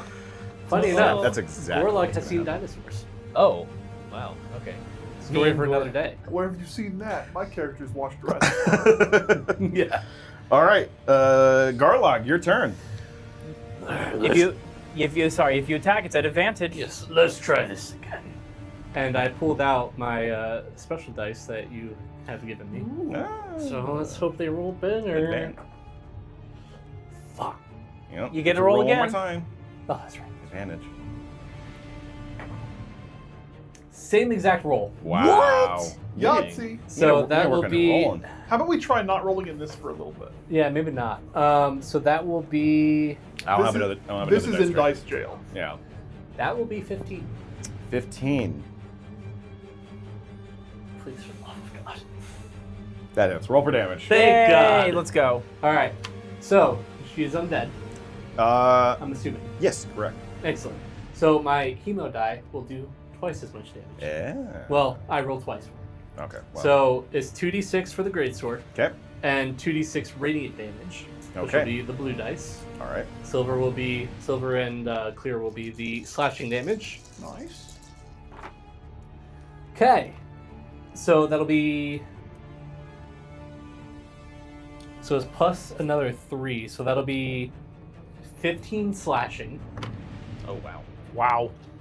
And then that'll be 6 radiant. Nice. Now I will ask: is your weapon magical? I don't know if it is while the right is active. Let me check. Because, like, magic weapon, for Yeah. example. Makes What's the name weapon of the right? Right of Dawn. It doesn't necessarily specify that it is magical while it's active. The slashing damage, I would guess, would not be, but like the radiant damage. The would The radiant be damage, something- yeah. 'cause What's yeah. the radiant? So the radiant was 6. 6. Okay. Yeah. And the Did you roll an slashing was- additional hemocraft die because the creature's undead? Yes, Yes. you did because you asked. I sure did. All right. So how much slashing? 50, so 8 plus another 7. Uh, So 15. It does not specify 15 that it, total for slashing. Slashing. Oh, just the Just slash. slashing. Just slashing. All right. it doesn't. It says it is not considered a magic. Or sorry, it doesn't specify that it's considered a magical Okay, weapon. then it's during not a its magical attack. weapon then. Right. Mine So- is though. 15, if it's resistant, then that would be 7 plus Yeah. another 6. So For 6 13 point. total. All right. Do you ever pick up? Spell casting as a blood hunter or no? I don't believe so. Okay. Because magic weapon would be huge on you. All right. It would yeah. be great. I The could just make your sword special. the corporeal That'd be form huge.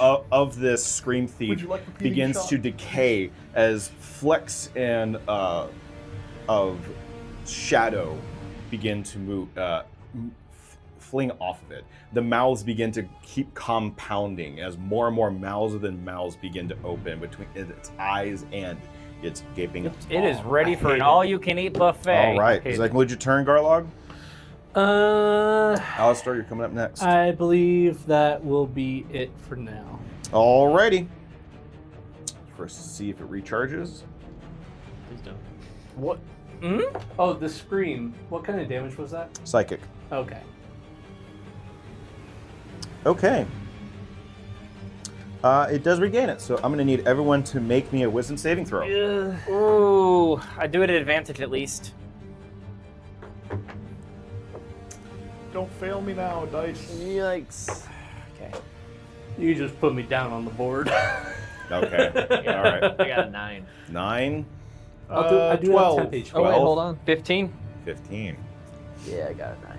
Didn't you say the number to beat was 13? Yes. Dang.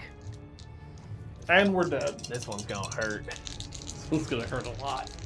I have to expend a lot of. Oh, it's not so bad.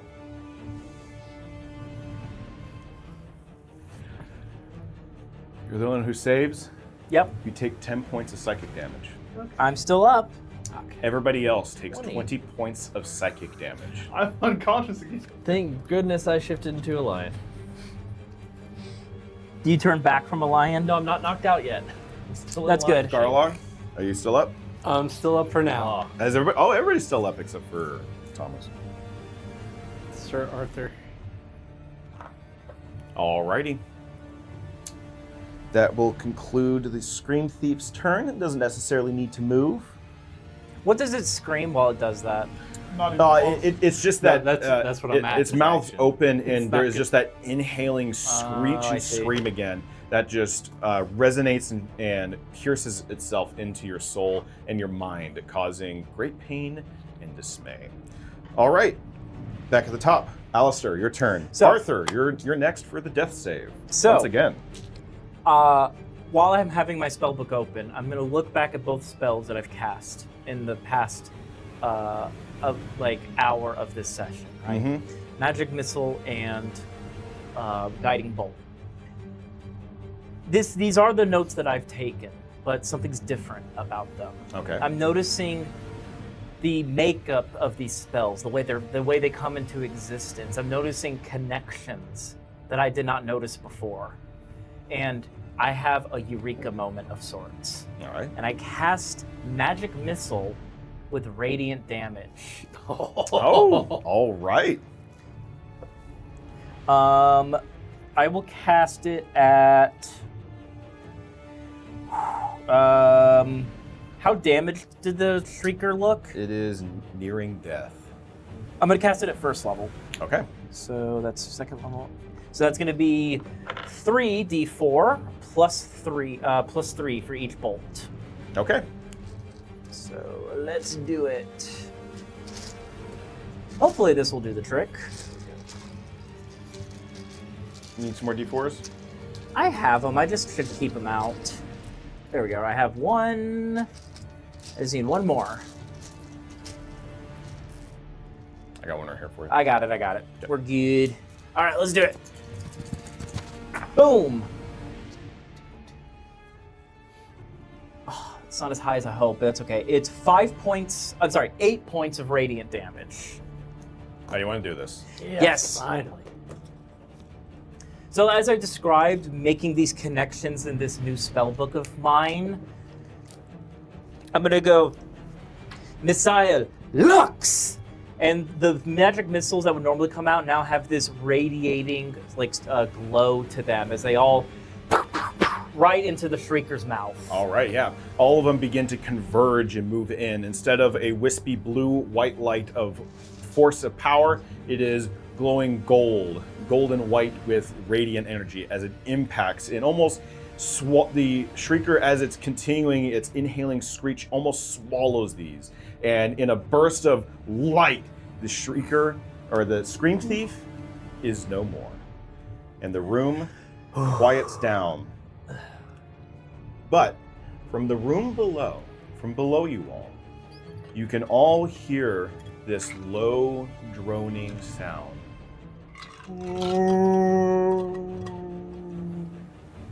And the whole house shakes. Oh no. Is there another one? Go ahead and bring us back to the other scene. And that's all the time we have for this session. Good session, everybody. Rough one. Ha! Yeah. All right. Well, thank you, everybody, so much for watching. Let me put this back right here. We closed the book on today's chapter. Thank you for stopping by the Games and Gather podcast. If you had a good time, show some support by liking, commenting, and subscribing. New stories unfold every Monday. Catch full episodes on YouTube, Spotify, Apple Podcast, and Rumble. We're everywhere. If you want a sneak peek clips or what's coming up next, we're on all the social medias, TikTok, Twitter or X, Blue Sky, and Instagram. Everything will be linked in the description. So there's plenty more adventure ahead. Until then, keep your dice ready and your flagons filled. We'll see you at the table next time. Bye, everybody. Bye. Bye.